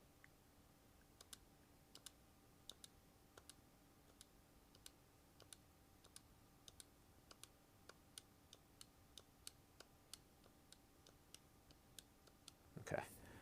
And I'm just going to go copy this. Let me grab a cable real quick. It'll come off a lot quicker that way.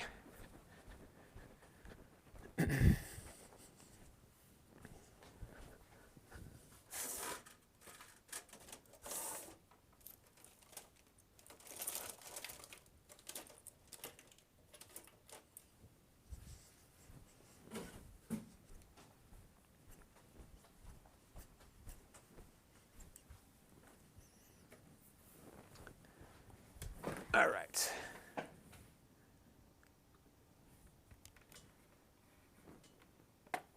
So this is the 2.4 gigahertz one. I don't know if they make a Bluetooth one. Let me see. Because the 3 that they sent me were all, yeah, these are all the 2.4G. So I don't know if there is a Bluetooth version of this. I should look and see. I didn't see it on their website last night. Let me check their website while we're doing this. And I'll also be using image capture now.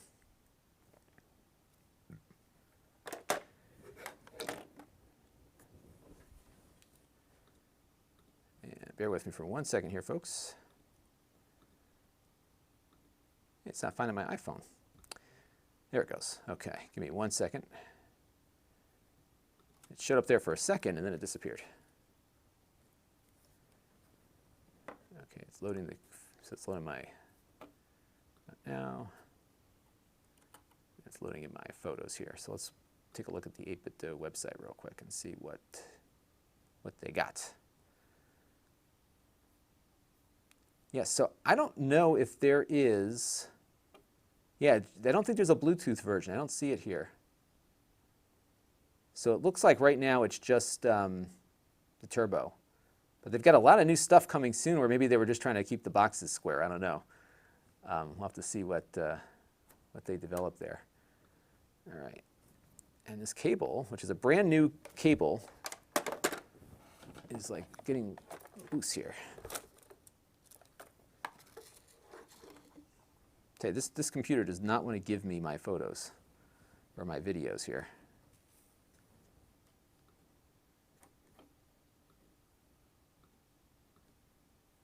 All right, we're going to just go back to the other Mac, I think. All right, we're going to wait another minute or two here for that file to get uploaded.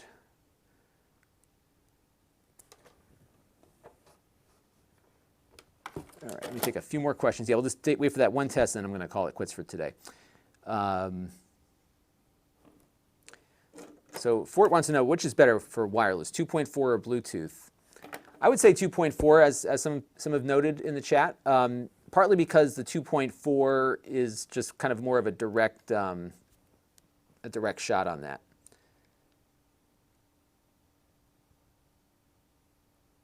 All right, let's get back to the photos thing. A little less overhead, but there's always some overhead with wireless. But I just want to make sure that we're getting the right numbers here. So that's what I'm waiting on for this this thing to upload. My poor Mac.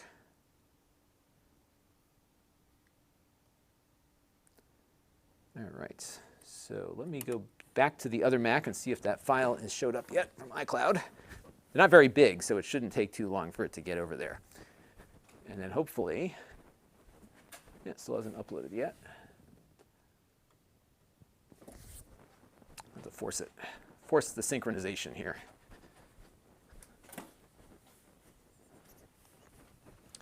But yeah, the new production system is just working fine. This was like its shakedown cruise. You know, let's see if it can handle a nice long streaming session with some recording worked in, a couple of NDI inputs coming through, and so far so good.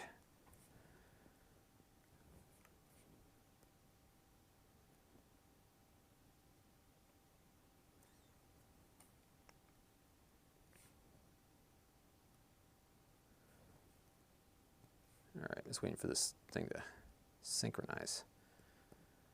It's funny, the iCloud is like always hit or miss. It's like sometimes we'll update like super quick and other times not so quick.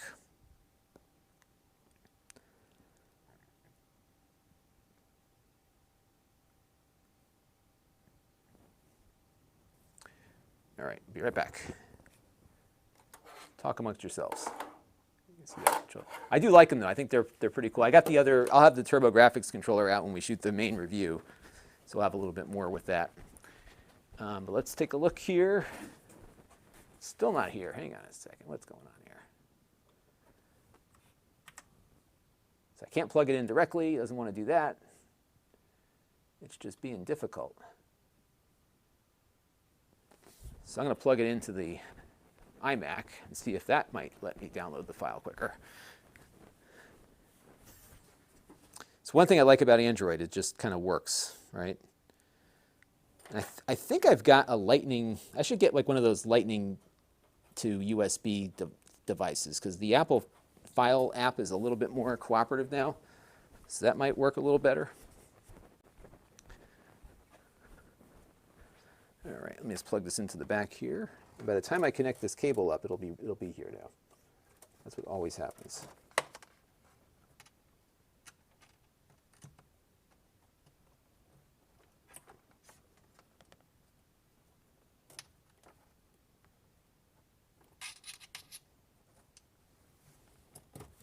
Okay.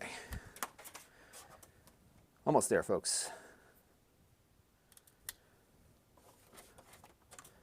Okay, image capture.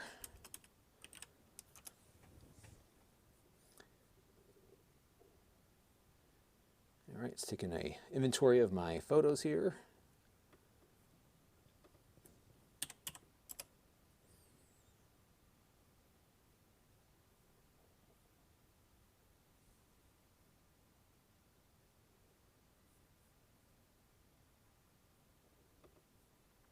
Okie doke.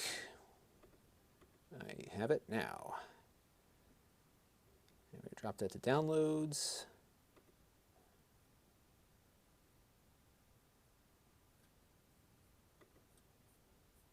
All right, so now it's there. Okay, so now I can disconnect the phone. Sorry, folks, this is like watching paint dry, I'm sure. But this is what I go through when I'm working on stuff. Constant fits and starts, as they say. Okay, so now I'm going to go to the Mac here, and we're going to pull up that file. And this is with the other test now, so hopefully we'll see if there was something wrong with that test, and it could be the monitor. So I'm offline, I'm going to plug it into my other monitor that I usually use, just to make sure it's not that. Got to be thorough. So that is what I like to do. All right, so now, so remember, it was 12 frames at 240 frames per second on a wired connection.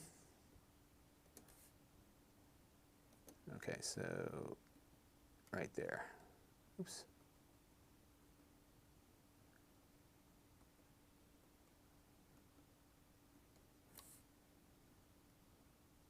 You know, I'm going to copy. Let's see if we can get it to. So right.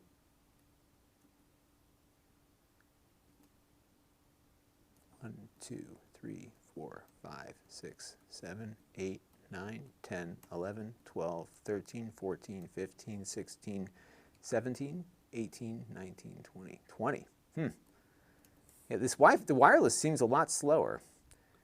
And before I make a final verdict on this, I'm going to really, I just need to try it on a different monitor. And this is the hard part when it doesn't support direct input, or X input, I can't run the same test we did before. 1, 2, 3, 4, 5, 6, 7, 8, 9, 10, 11, 12, 13, 14, 15, 16 that time. So it's probably about right. I'll just check it with one more monitor. So I think there's a little bit more latency there.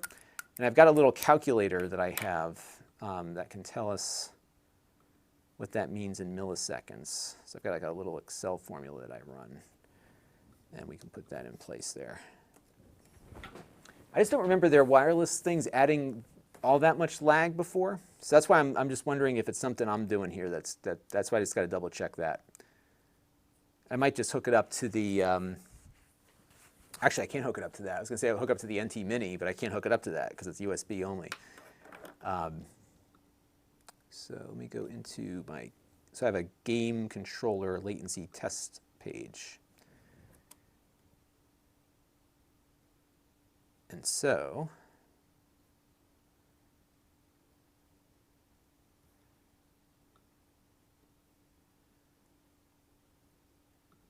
I'm just going to put in. So let's say we go with the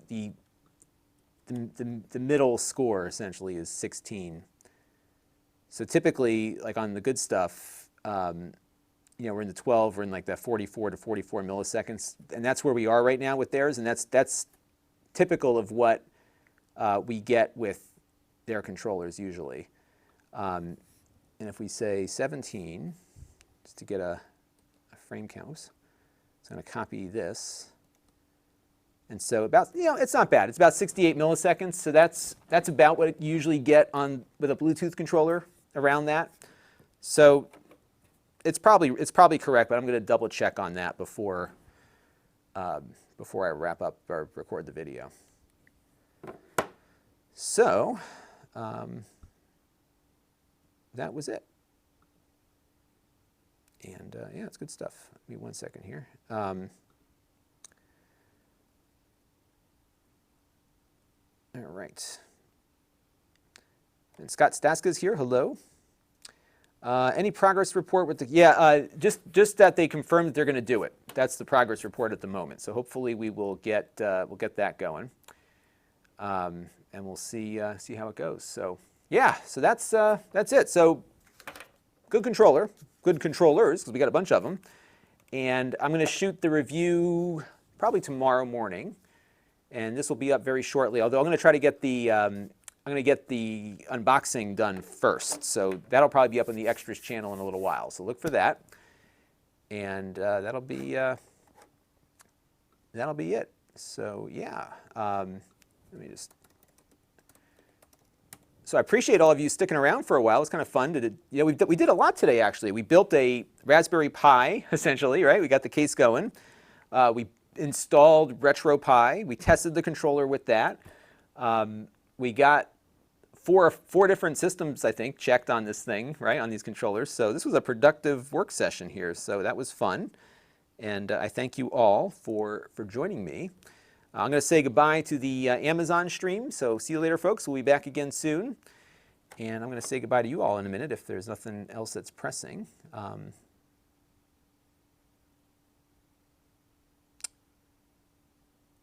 Yep, that's about it. So good. All right, everybody. Well, thank you for tuning in. This was a good shakedown cruise for the new PC here. I'm really pleased with how well it's working. So this has been good for testing purposes. And I will be back very soon. And you know, I just pop on randomly with these streams, so just be on the lookout for them. And that's going to do it for now. So thank you all for tuning in, and I will catch you all on the flip side. And enjoy your day. Stay safe. Keep your hands washed, and stay healthy, okay? Talk to you a little bit. Bye-bye.